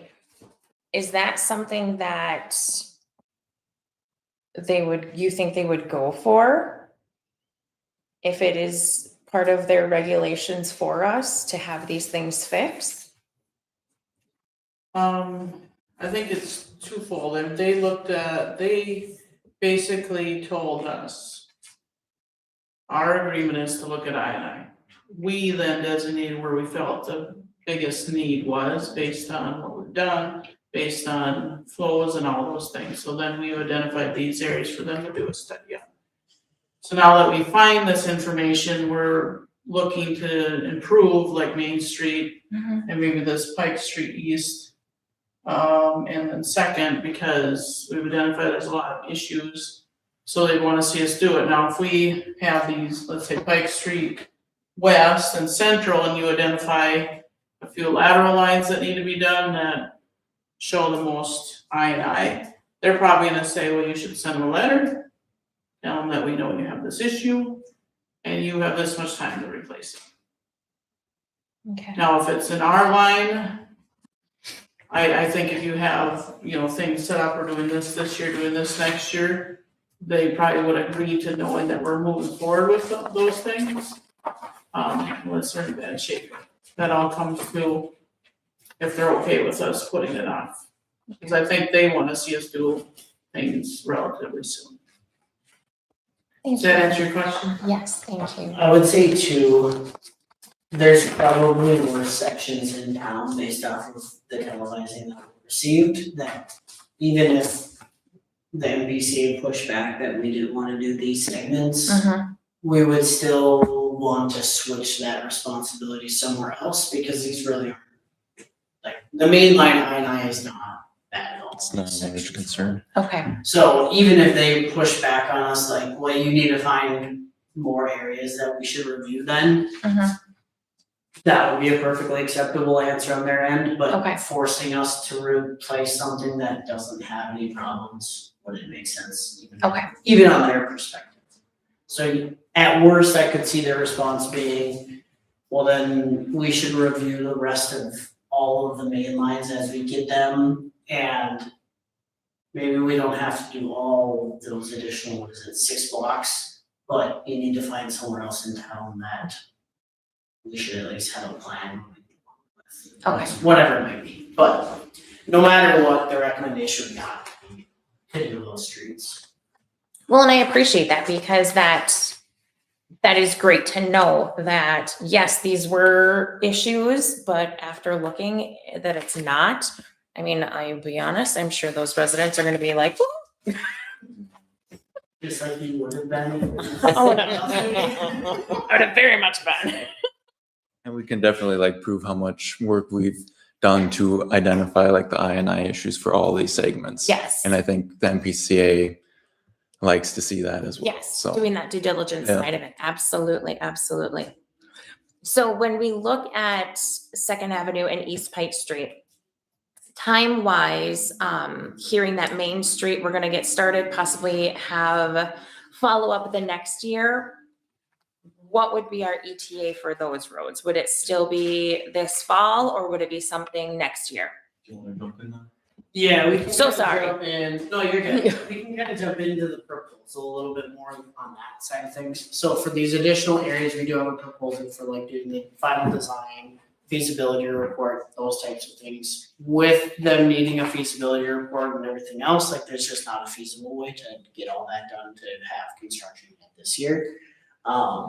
So we'd be looking at, currently what we have right now is, we'd look at approving it tonight, and I can share it so you can see through. But it'd be looking at approving tonight, we would get rolling on feasibility report. We'd schedule like a neighborhood meeting, something that we didn't necessarily have quite enough time with on the last project. Get some more resident concerns, questions, kind of prep them for what's going to be coming their direction. We look at approving the feasibility in the next couple of months. We're pretty close on it already, the way it is. So just be kind of finalizing that memo into more of a, we'd be kind of stealing the Main Street one for some, rewriting all the project descriptions, all that type of stuff, but overall, it would be almost the exact same project as Main Street. We would then look at approving that sometime later this year, probably the next couple of months. Then it kind of gets into the meeting heavy portion of the project where it's the feasibility hearing or the public hearings and all those types of things. So depending on how those kind of play out, it all kind of depends on how everyone's calendar looks and how holidays fall into all all that and how aggressive we want to be. But the goal would be to be bidding at the latest in March. Earliest probably in like February, somewhere in that ballpark. Again, you're not gonna see a huge gap in pricing or anything else if we do it February or January versus March. There's still gonna be plenty of contractors looking for work at that point. And then we would look at construction starting sometime next summer. We'd leave it pretty open for them so they can kind of flex it into their scheduling. Is how I typically like to do it, just to get best bid prices. Because the school is going to be doing heavy construction next summer as well. I know they're gonna start, I think they start bidding late fall, early winter, and they will start, like, once school's out, Yeah, they're typically. they're gonna go pretty heavy that June, way. July, August, hammer Mhm. away. And it might actually allow us in that sense that maybe that contractor is going to hammer away at the school in June, July, August, and they wanna come to our project right after, as soon as they wrap up whatever they're doing there, they wanna roll right over to us or vice versa, Well, and especially It does if you're kinda gonna, give them the options. yes, especially when we look at knowing that pipes run right under the school. So, and I don't know I haven't seen their kind of stuff, but Within our proposal, we do have a decent amount of, I'll call it fluff in our Mhm. dollar value, like proposal wise, because there is a huge question mark on what's Right. gonna shake out with the, Yeah. exactly how we can even do that with the school. But the goal would be to coordinate with their construction to say, hey, this is what we have going. Let's coordinate it so we don't have to redo a parking lot or redo Love it. whatever else at the exact Love same it. time. So the ultimate end goal would be, and from preliminary looks at things, we should be able to eliminate the pipe underneath the school. Which would be just lovely. right? Since that's such a great spot for a sanitary sewer line. And then that would potentially also play into doing some more review with Darren on the lift station, because that would push this flow a different direction. So that is something else that there's like, it's not included within the proposal to fully do the lift station design, and if we have to do any improvements with that, that would be separate, but. Is that this little circled one at the end? Yep. It's like our enemy down there, to be honest. Sounds like it's a. Mhm. Yeah. Flow. Darren said it wasn't. If it just burst in flames one day, it wouldn't be missed. And that's kind of what was shared with us on our. Yes. So that is obviously a question mark, but we do have quite a few hours buffered in to prevent. I don't wanna come back to you guys with a change order halfway through that, hey, we talked Absolutely. to Darren for 40 hours on this lift station to try and do 100%. whatever else. So we do have a lot of those hours baked in. Perfect. Can I get your business card before you head out as well? Because I will run over to the meeting on Wednesday and I'll just give it to Louisa that way. And I'll just make like a copy of this and just be like, hey, this is what we're looking at next year. So when you guys start looking at your bids, your guys can talk with our guys. Yeah. Thank you. Yeah, and we'll include within our specs, like, hey, there's other stuff going on at the school here at the same time. Just so the contractors. Absolutely, If I'm absolutely. in ignorance of, we need extras because there's work going on at the school and they have the. Well, and then just, or whatever it might be, so. well, and the big thing too is you don't want to be doing construction and have a gaping hole and be like, oh, now we need the excavator to get over to the other side. Because I'm sure they would love that driving around grandma's house. Awesome, thank you. Yeah, if there's any questions on the specific proposal side of things, let us know. But, it's very similar to Main Street.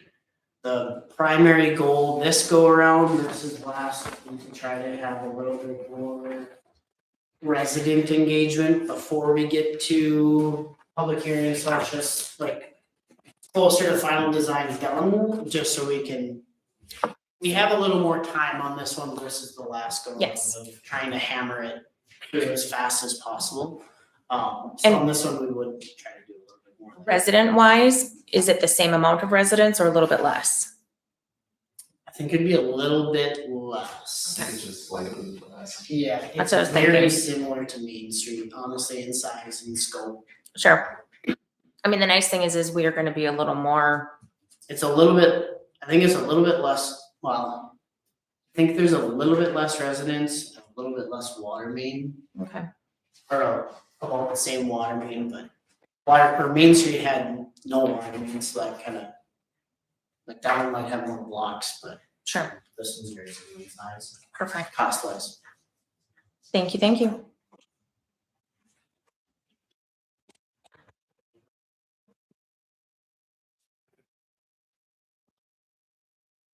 Before we make any decisions on this, we have invited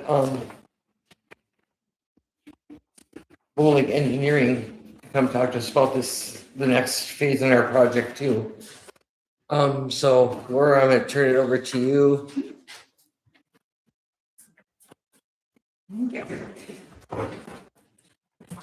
Good evening, guys.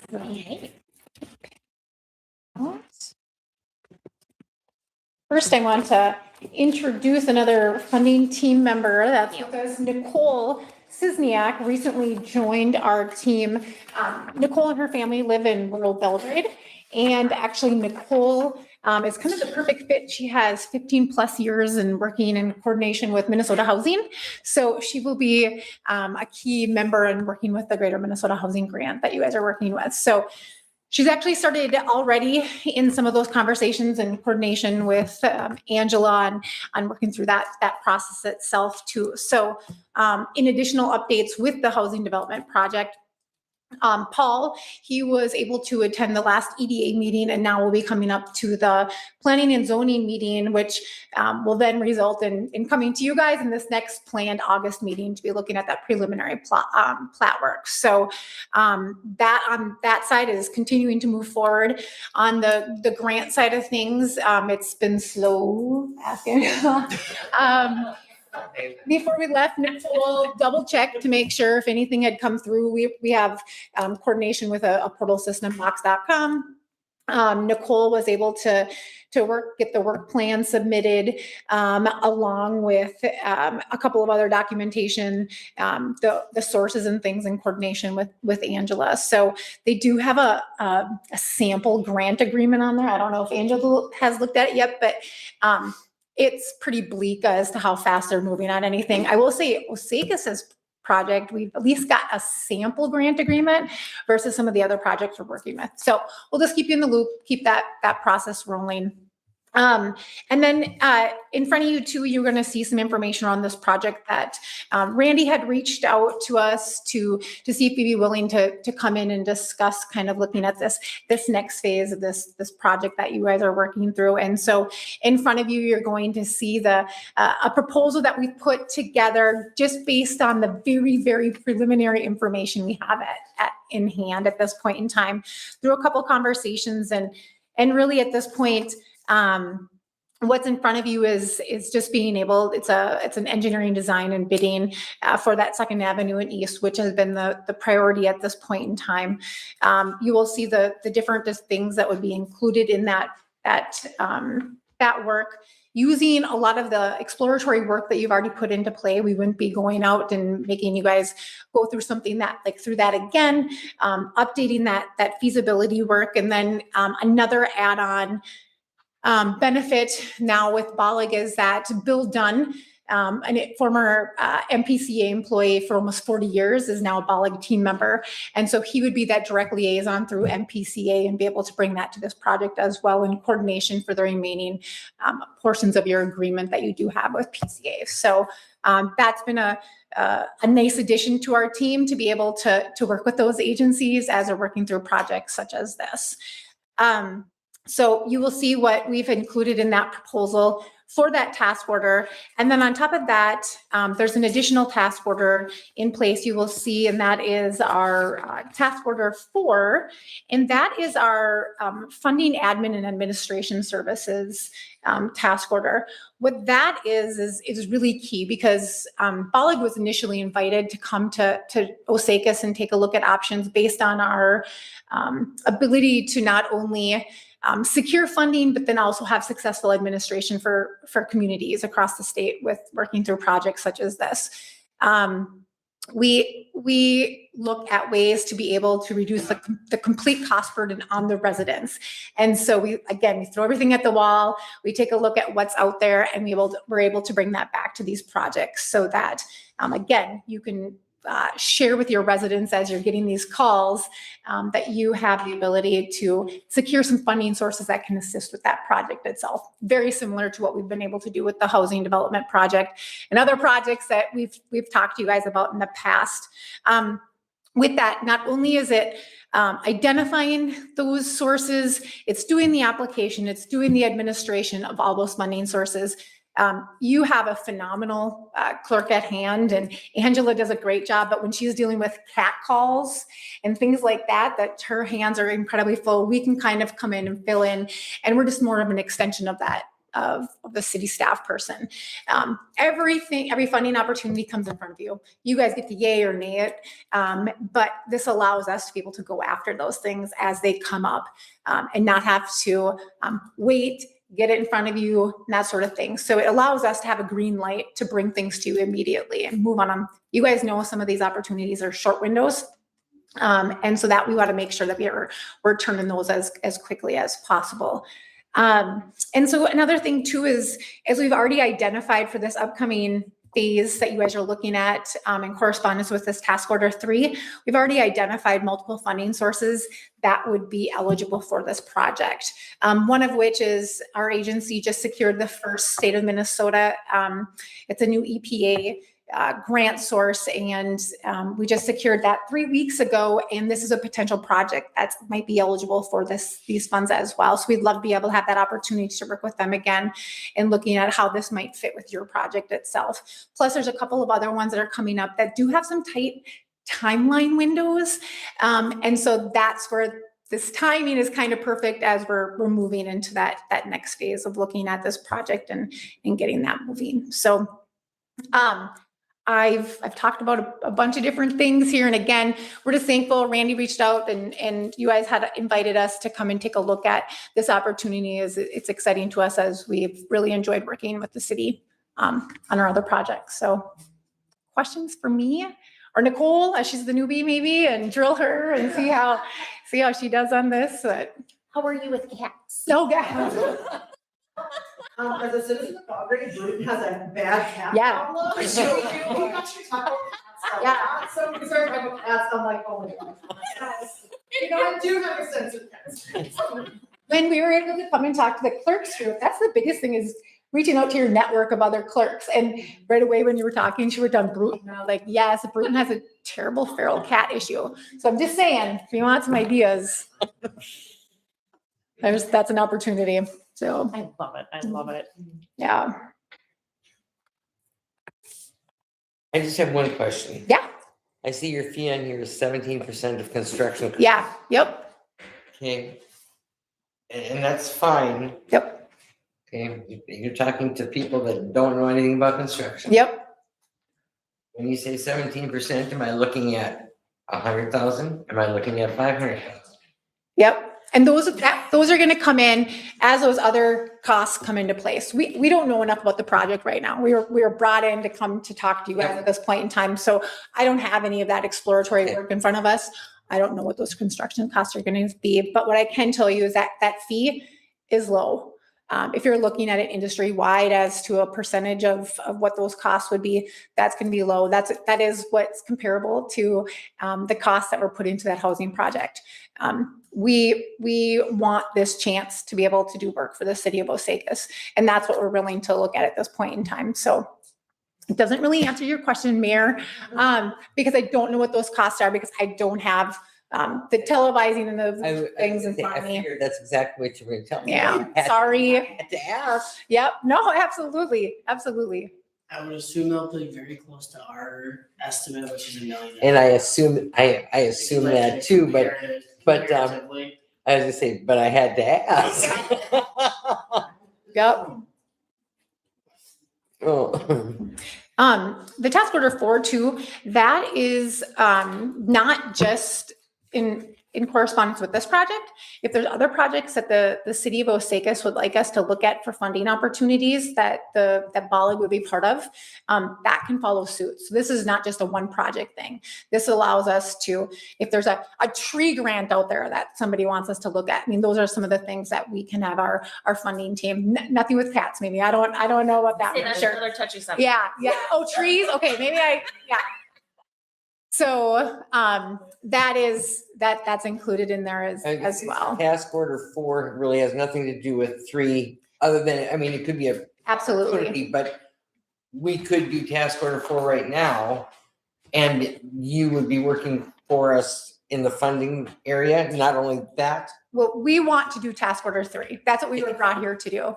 The task order 4 is an added service. Yeah. So is it possible for us to discuss this without all you guys in the room? I mean, is that a possibility? It's a public meeting. Yeah. Okay, You can postpone and see to a different date, but well, That's almost what I think we have to do. Yeah. And that-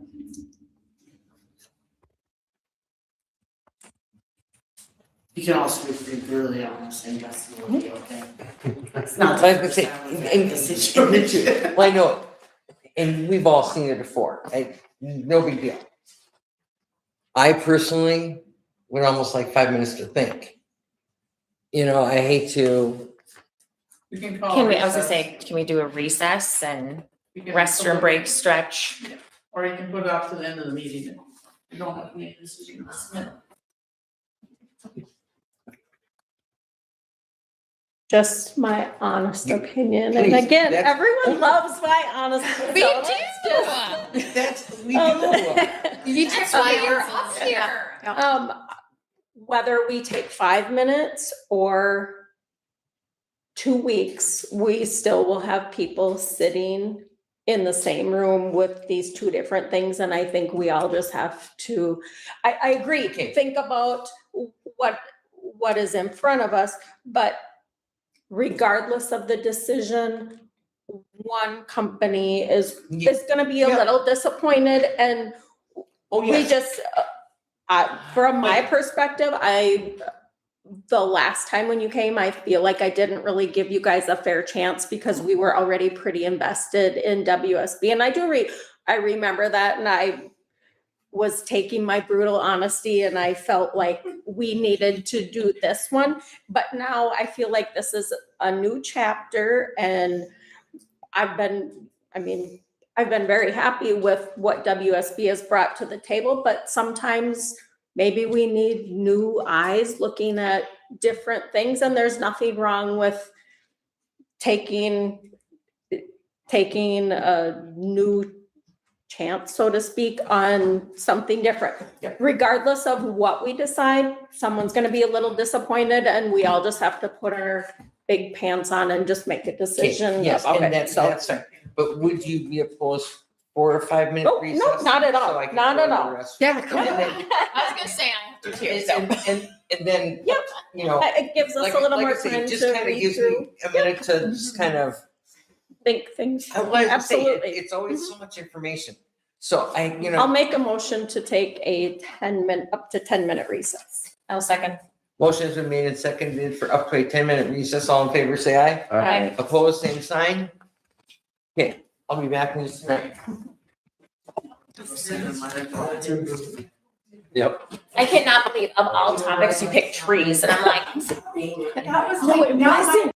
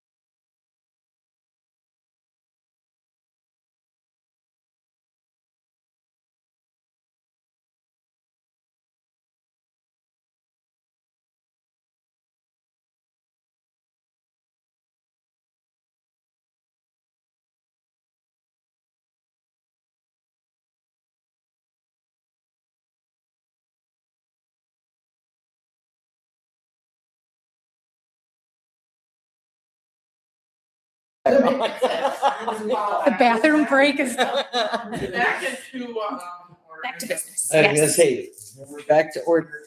Recess is done. Who got to hang out on the monkey bars?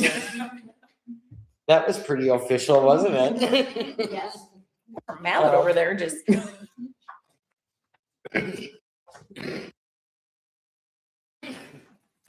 We appreciate both of you coming up, you updating us on the Main Street project, WFB, and we're coming up to, propose for the new project. I will start and, put in my 2 cents worth. I've worked with both of you now for, you just probably a year, you guys for a year and a half. And have been very happy. But I do like the idea that Laura is willing to search for the funding for us, or bowling.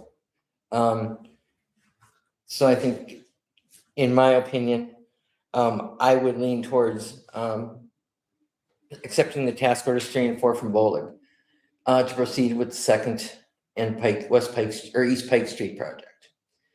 And I'll open it up to discussion for the rest of you. If anything that you want to add that might sway me, or your input on what you're feeling too. For me personally, that was one of the things that I did like about the first time that you came, is the fact that you work with our very small communities and that you guys can find those fundings that are more dedicated for us.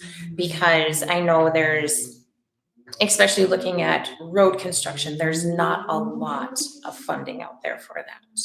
So if we can help any way our citizens and our community, I think that would be a great avenue.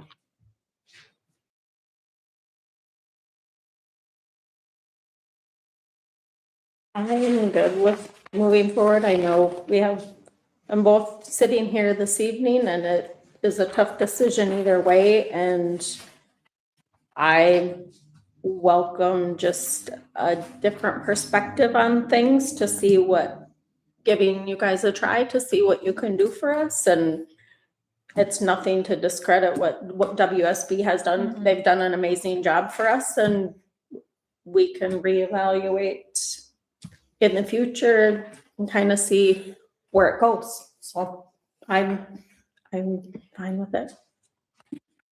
Go ahead. Oh, can I ask you just a Oh, clarification? certainly. Your 17%, is that just for design, or is that including construction as well? That is everything that's under our description, which includes design, bidding, construction, administration, RPR, and the total administration of that project. Yep. Is that what your total number would be here too? No, we don't have any construction included yet at this point, just not having it tied in, but essentially we're using almost the exact same percentage of 17%, so. I would also add, we also have the exact same folks that are going for the exact same grants, always reviewing and constantly looking at those same exact websites, just like bowling is. Is one company maybe a little bit better than another? Who knows? Yeah. Yeah, I'm not saying that we're spectacular or we're the best in the industry, because I can't guarantee that. But it's not something that we haven't been looking for. These projects just don't have a ton of options. Not saying that you can't find anything, but that doesn't mean we're also not looking. We have been searching for every single grant opportunity for you guys just the same. We just don't have it as a separate proposal. It's just tied into our project cost to begin with. So typically the way we look at it is anything that we're looking for grants, that's all overhead expense to us. And if we actually are looking at applying, then we look at doing something separate. So you're really getting task order 3 and 4 with us just the same as you're. I think on a project like this, I will say, I know that we have a lot more background information. We have a lot more data already started. Again, we're more than willing to share that information as well, but there will be some level of a drop off of Eric knows these streets probably just as good as city staff do at this point because he spent a lot of time on them. I can't say I do, but I know Eric does. So with that, there is some level of a little bit of a drop off. It would also be a new learning curve for a lot of the stuff. I will say the first project didn't go as smooth as I would like. Main Street didn't go, it's not the best project I've ever done. It's a new learning curve of getting to know council, getting to know staff, getting to know project organizations and how they function. I can pretty much guarantee that this project will go faster, smoother, and more efficiently. But with that, you guys are obviously more than welcome to. We will help however we can, and if you choose to go a different route. Thank you.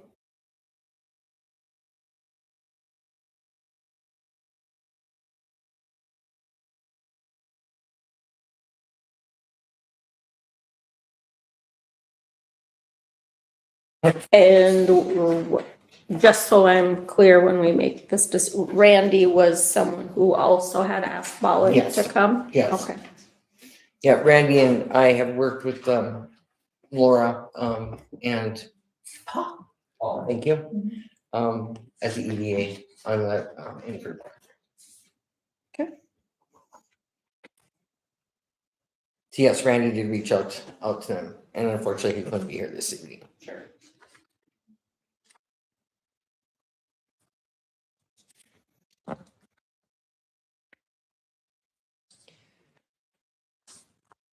And do you have, anybody have any more questions for them, or are we prepared to entertain a motion? I will go ahead and make the motion to move ahead with Ballard for task order number 3 and 4. And do I have a second? I will second it. Motion is made and seconded to move forward with Bolig Engineering, task order 3 and 4 on the 2nd Avenue East and East Pike Street project. All in favor, say aye. Aye. Opposed, same sign. Motion carries. Just for a clarification on mine. Yes. For the time that it takes us to try to transfer as much as we can to set them up for success, are you guys fine with us billing that to the VCP project? Initial memo one that we already had set up, just to transfer all that information, and if they call us with questions or whatever. I was gonna say that shouldn't be any problem, should it, Angela? Are you meaning within the amount that you're approved for? It'd be an addition. What would that consist of? Depends on how many questions they have and how long it takes to transfer whatever we have. I mean, So, I don't know how but much it's going to be, this but VCP project, we hired you to get this information, so should that information be available for us to give to them? yeah, it's available. It's just a matter of if they have Additional questions. Yeah, Okay. additional questions for Eric of where did you have all this saved? Or whatever else it might be. Most of everything is on Diamond, but there is some things that haven't fully transferred. It should be in Darren's inbox, but just wanted to make sure. I didn't want to send you guys $1,000 bill for a handful of hours if you didn't like to see it. Yeah, I think it's fine if you put it under there, but I think, as long as we get the information we have, paid for that. Yeah, Yeah, Yeah, we'll share if there's additional stuff we need, yeah. anything we've got, we'll share. Obviously, it's your guys' information, so. We'll help where we can. We appreciate that. Thank you. Thanks. Kevin, I forgot to write down that pre-construction meeting that's next Tuesday. What time is that at? 1 o'clock?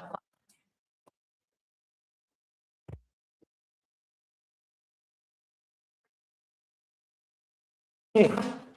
I don't believe that there was anything else we needed to.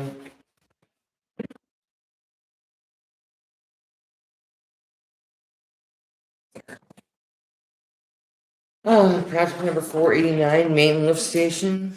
We have a couple of bills for our Kilmer and Muro. I'll make a motion to pay Kilmer Electric for applications for $29,925 and Neuro Engineering for $3,858.50. Second. Motion has been made and seconded to approve payment to Kilmer Electric for pay application 4 for $29,925 and Nero Engineering for $3,858.50. All in favor, say aye. Aye. Opposed, same sign. Motion carries. Project number 60. Ordinance for I&I.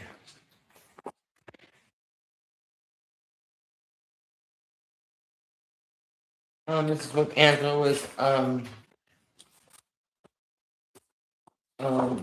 referring to earlier, ordinance review and mainline project update. Our city attorney has reviewed, the ordinance for the I&I and has suggested that we update that or amend it, to give us timelines or dates that we need to have stuff done by, right, Angela? Yeah, so it's partly to do with this project, so we already have this I&I inflow and infiltration chapter. But some of it missed the mark of something like Main Street where we identify some issues and then we give you notice and then they had 90 days to do it. Well, then the summer's over and we can't even capture it. So this shortens the time frame. He looked at state statutes and requirements and says that we can shorten it. It does require, as Kevin mentioned, some notice to the property owner. They have 50 days then to option to do something or notify the city, otherwise we have the option to move forward with basically securing some type of way of approving it for them to do it. However, the ordinance doesn't allow us to just go on their property and say, too bad, we're gonna do it. They still have to have some consent. If they don't give us consent, there's an appeal process and basically we can mandate that they do it with other fees, but we can't just step on it, but it does shorten that time frame. So if we have to do it, they can get notified. And we're hoping that we can work with the contractor to identify the areas and then have a price for them so that as they're going by, then they could have a fee for them. And hoping in our pre-construction meeting that's something we could do. Yeah. So that some of them know they have to do it and they're okay. There's some that don't probably know they have to do it and maybe this is an extra cost for them because it is their private line. We did get a list of contractors from Darren as well that he would recommend. So really the option is gonna be up to them of, here's the cost for our contractor coming right by, here's the cost if maybe. No, if they were gonna do for it, someone else. and I read through the draft and of course, my mind's a jumble right now. They can hire their own contractor, and do they have a set time period that they have to do that then in? I believe ordinance was still the 30 days. Okay. The completion within 30 Yep. days notice or non-compliance with Yep. repairs. So, repair correction requires excavation property must be completed within a 45-day of a notice of non-compliance. So, exclude the months of November to April. So if we get farther into that, they get some leeway. So it does tighten it for them to do it, so we would like to, and I did reach out to Kevin and get a list who these people are, so that we can send this letter relatively soon. And then we can get on, so hopefully when they're starting this project. Yeah, some people are not gonna challenge and wait 45 days, but there might be some that do. But he stated like this ordinance amendment, we could read tonight, we could approve it and waive a second reading just because of the time frame that we're at too.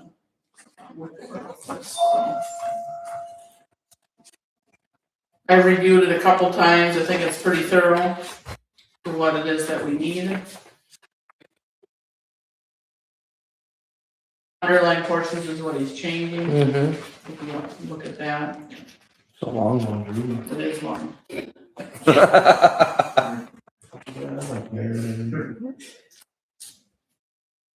military, if not in your future professions.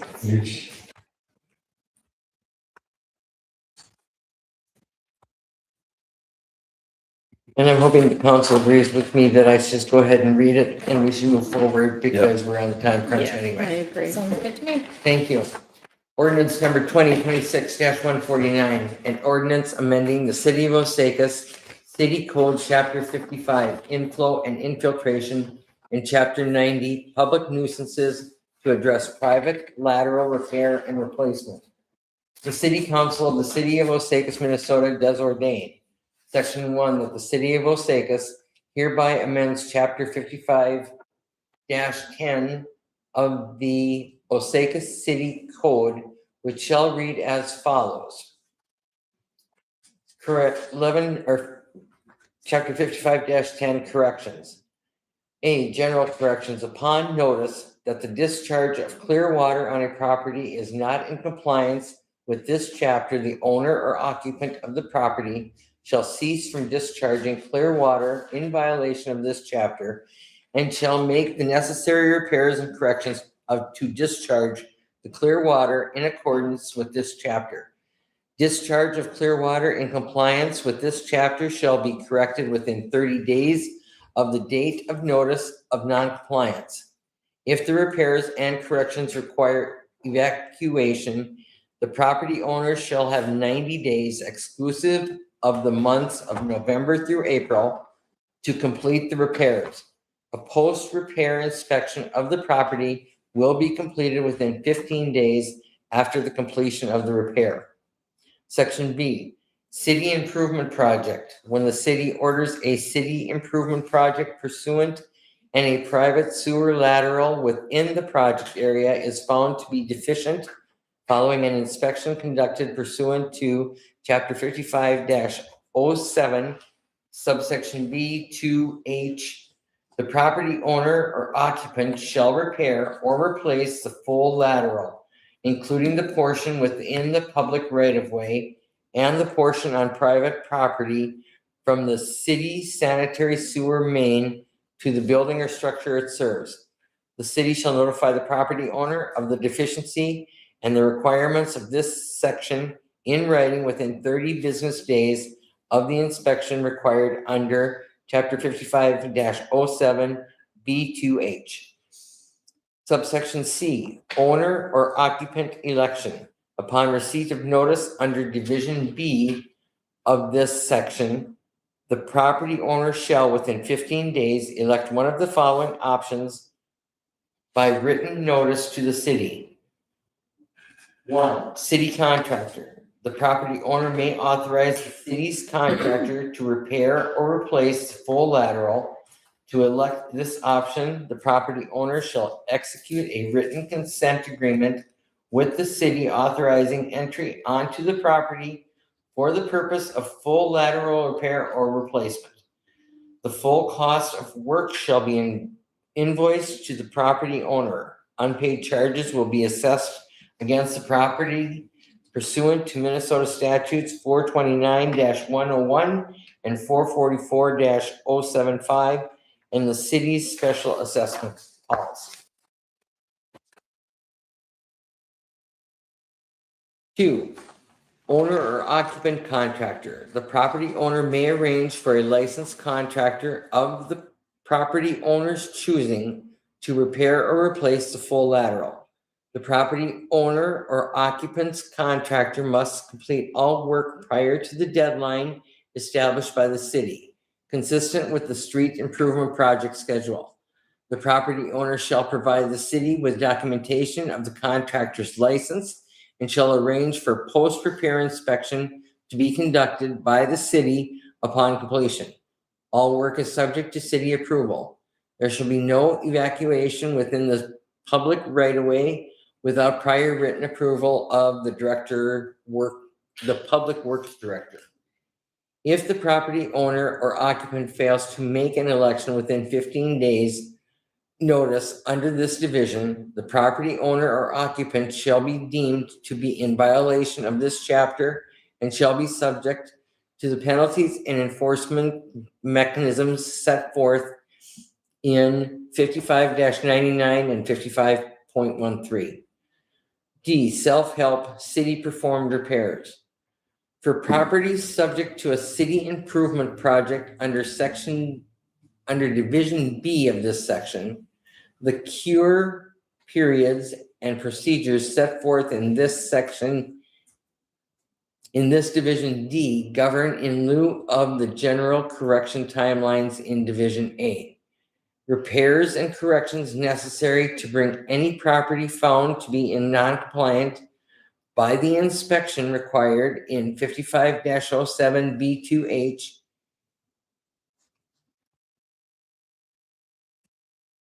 into compliance with the chapter shall be completed within 30 days of the date of the notice of non-compliance for repairs or corrections that do not require evacuation.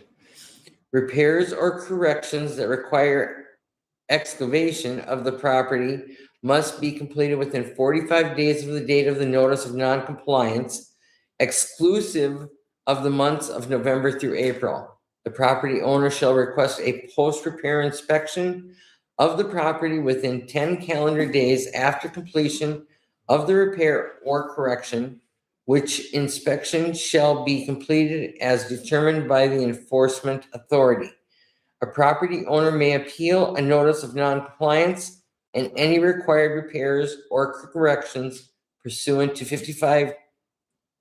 55-14 of this chapter.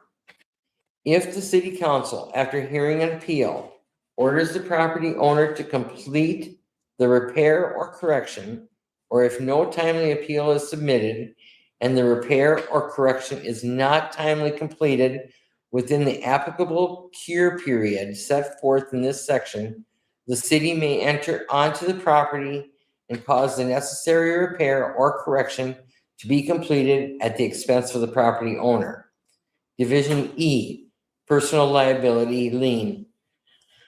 The owner of the property on which repairs or corrections have been completed by the city pursuant to Division D of this section is personally liable to the city for the cost of repairs or corrections, including, without limitation, administrative costs, court fees and costs, consultant and or contractor services, fees and expenses, and attorney's fees if applicable. Unpaid charges constitute a lien against the property benefited by the repairs or corrections on and after the date they were incurred by the city. As soon as the repairs or corrections have been completed and the cost determined by the enforcement authority, an appropriate city official shall prepare an invoice for such cost and mail it to the property owner or other responsible party for payment. Such amount shall be due and payable to the city within 30 days of the date of city's invoice is issued. Division F, certification to county auditor. If any cost of repairs or any portion of such cost has not been timely paid under Division E of this section, the city council may at any time thereafter certify the unpaid charge to the county auditor as a lien against the property to which the cost is attributed. Before certification of an unpaid charge as a lien against a property under this division, the city shall provide reasonable written notice of the impending certification and an opportunity to be heard by the city council to the property owner. For purposes of this section, the property owner shall be the taxpayer of record on file with the county auditor. Failure of the property owner to receive notice of the impending certification will not invalidate the certification, provided reasonable written notice was sent by mail to the property owner's publicly listed address in the county auditor's taxpayer records. The city council may certify the unpaid charges to the county auditor for collection along with the current property taxes in the manner of a special assessment in the following year, or in annual installments not exceeding 10 as the city council may determine in each case. Section 2, that the city of Osakis hereby amends chapter 55-13 of the Osakis City Code, which shall read as follows. 55-13 public nuisance. An owner or occupant who fails to have an inspection, who has done work that does not comply with this chapter, who reconnects to a previously disconnected prohibited discharge, who fails to pay the penalty, or who has failed to do the work required by this chapter within the specified time limit will be deemed to have created a public nuisance, subject to abatement and assessment as provided in Chapter 90 of this city's code. In addition, a private sewer lateral found to be deficient and contributing to inflow and infiltration to the municipal sanitary sewer system in violation of this chapter is hereby declared to constitute a public nuisance affecting public health, subject to abatement pursuant to statute 90-16 and 90.23 of this city's code, and assessment of costs pursuant to 90-24 of this city's code and Minnesota statutes 429-101 and 444-075.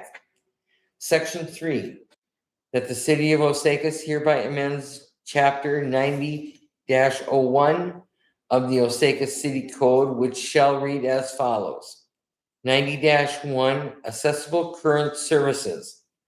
Current service, one or more of the following: snow, ice, or rubbish removal from sidewalk, weed elimination from street grass plots adjacent to sidewalks or from private property, removal or elimination of public health or safety hazards from private property, excluding any hazardous building included in Minnesota statutes 463-15 through 463-26, as they may amended from time to time, installation or repair of water service lines and repair or replacement of private sewer service lines, street sprinkling, street flushing, light street oiling or other dust treatment of streets, repair of sidewalks and alleys, trimming and care of trees, and removal of unsound and insect-infested trees from the public streets or private property, and the operation of a street lighting system. Section 4, that the city of Osakis hereby amends chapter 99-16 of the Osakis City Code, which shall read as follows. Amends chapter 90-16 of the Osakis City Code, which reads as follows. 90-16, public nuisances affecting health. Division K, any offensive trade or business as defined by statute not operating under local license, and Division L, any private sewer service lateral as defined by 55-02 of this city code that is found to be deficient due to cracks, joint separations, root intrusions, collapses, or other structural defects that allow groundwater or surface water to enter the city's municipal sanitary sewer system as inflow or infiltration in violation of Chapter 55 of this city code. Section 5, this ordinance shall take effect and shall be enforced 30 days from and after its adoption, approval, and publication. Passed and approved this 13th day of July 2026. Should we get you a glass of water? We need another race. No, we're gonna hammer through. We're hammering through. Yeah. gonna be like. You need a motion. for Yes, that, I would don't you? entertain a motion. So moved. Second, And wait the second. Then wait. second. Motion has been made and seconded to approve to move forward with the adoption of ordinance number 149 as presented and waive the second reading. All in favor, say aye. Aye. Opposed, same sign. Motion carries. And don't have to do that again next week. That's the easy way. All I could think of was kept reading that back in the day. Hoof done. Project number 167, tax increment, the attached report highlights the activity and future forecast for each TIF district. David Drones, has sent Thank this you, from guys. Jason. Okay. Have a Thank good you. evening. Have a good one. Thanks.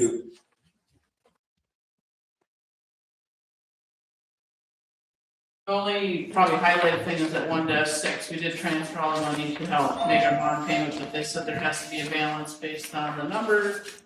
And I got my taxes for the first part of June, I did transfer the 21,969 to the TIF fund, so we'll see how our year comes out. how much Okay. We can transfer out, so. We'll reevaluate that each December, so Perfect, thank you. otherwise everything seemed to be on par. Good, thank you. Project number 468, we had a couple of special events.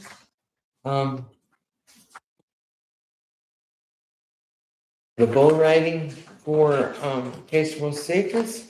So I believe why this is coming before us again is we had to flip flop locations, is that why? Yeah, So just basically the same thing, just. Yep. Yeah, I just wanted you to Location. know that they're kind of changing locations, not that it's changing much of an area, but, and then the motorcycle thing is a new, we've done in the past, but it's a new request. Do they normally come in August or do they Yes. normally, okay, Yeah. perfect. Yep, and I'm gonna put it out there to all you, I'm gonna, reach out to the beautification team, to Darren, the girls here at City Hall. I'll talk with Travis Mittendorf at the chamber, but if there's anything that you notice that we might be able to have them help us with. They want projects. They are such a They're so wonderful group amazing. of people. They want to do. Yeah, so I would like I say, I'm gonna reach out to several people too, to see if they can kind of give me anything. I do know the one thing will be, in the few years that they've come, they've cleaned the signs, the welcome to Osakis Oh, signs. Mhm. And I know that they're planning on doing that again, and then they do some stuff up at Galleon with the old people and play bingo, I think it is. They're a great bunch of people. It's so awesome. I will motion to approve the special event for the motorcycle event in August. I'll second that. Motion is made and seconded to approve special event for Christian Motorcycle Association event on August 21st. All in favor, say aye. Aye. Opposed, same sign. Motion carries. Do you want a motion to reapprove this with different location? Yeah, I don't think you need it. No, Okay. okay, all right, Thank you. It's just an update. okay, thank you.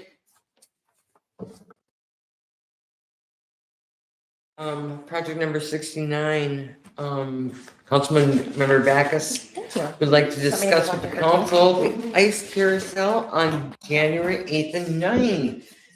So I will be very brief with this. A gentleman came and brought this to the chamber and the Lake Association. They want to put Osakis in the World Book of Records, January 8th and 9th, and they will be here beforehand to create the largest ice carousel. So if you open the inside, it shows the different places that they've gone. The blue outside line is what they plan to do this year. So they plan to really go big, and they want to put Osakis in the Book of World Record. That is awesome. So there, at this point, it's just information. All of he's coming, he will have a booth at Taste of Osakis. And they do all the permitting. They just want the community to get on board and maybe have other events going on at this time. They really aren't asking for permission because they're doing it. It is the 8th and 9th. They are just asking us to incorporate it, like all the different organizations could put on some sort of event because they will bring a lot of people to town. So I will leave these here and there'll be a lot of information coming up. He asked if he should come and make a presentation to the city and I said I would ask. If you want him to come and make a presentation, he will. Or if you have other questions, you could just talk to him at Taste of Osakis. And if you think, maybe that would be the best way. If you think after you talk to him in September, if you have questions, you could call him or talk to him in person.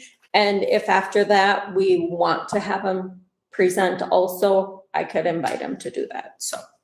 Remember when your paper. So they actually make a nice carousel. Yes. That's Where very is it? so fun. I was to say, where did I see something?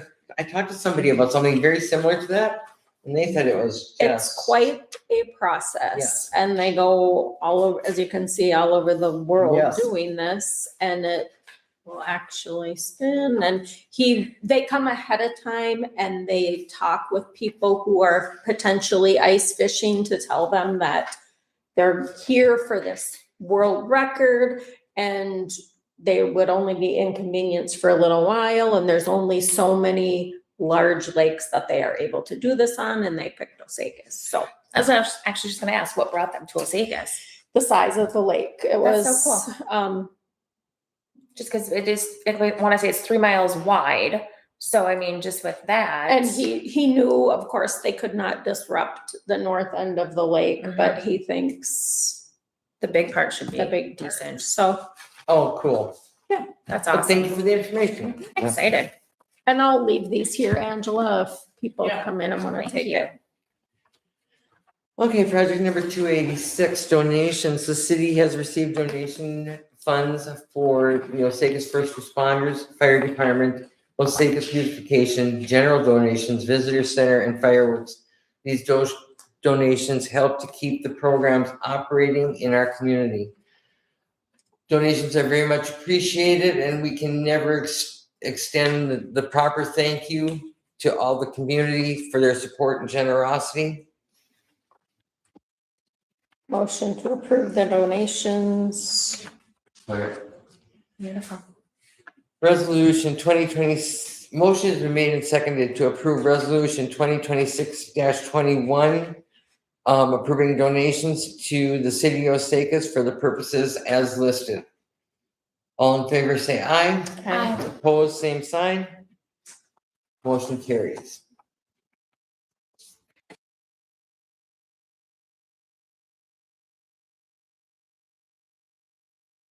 Project number 21, demographer. Notice from the state demographer for the city of Osakis, our population has risen to 1755. I think it's risen. Well, it's interesting, I didn't even want to give you this, it's 1755, but our sign says 1771. I was gonna say it would Yeah. increase. Well, it was 2020, so I don't think we lowered, but. Maybe there's not as many residents at the nursing home, I don't know, I thought it was interesting. It's too cute. That's the first time I've seen it go down. Yeah, In his that is- estimate, I yeah. guess, so, Too funny. yes, we will see. I was saying that was based on the, Yes, yeah, not census, yeah. yeah. Too cute. Do they send that out every year? They do.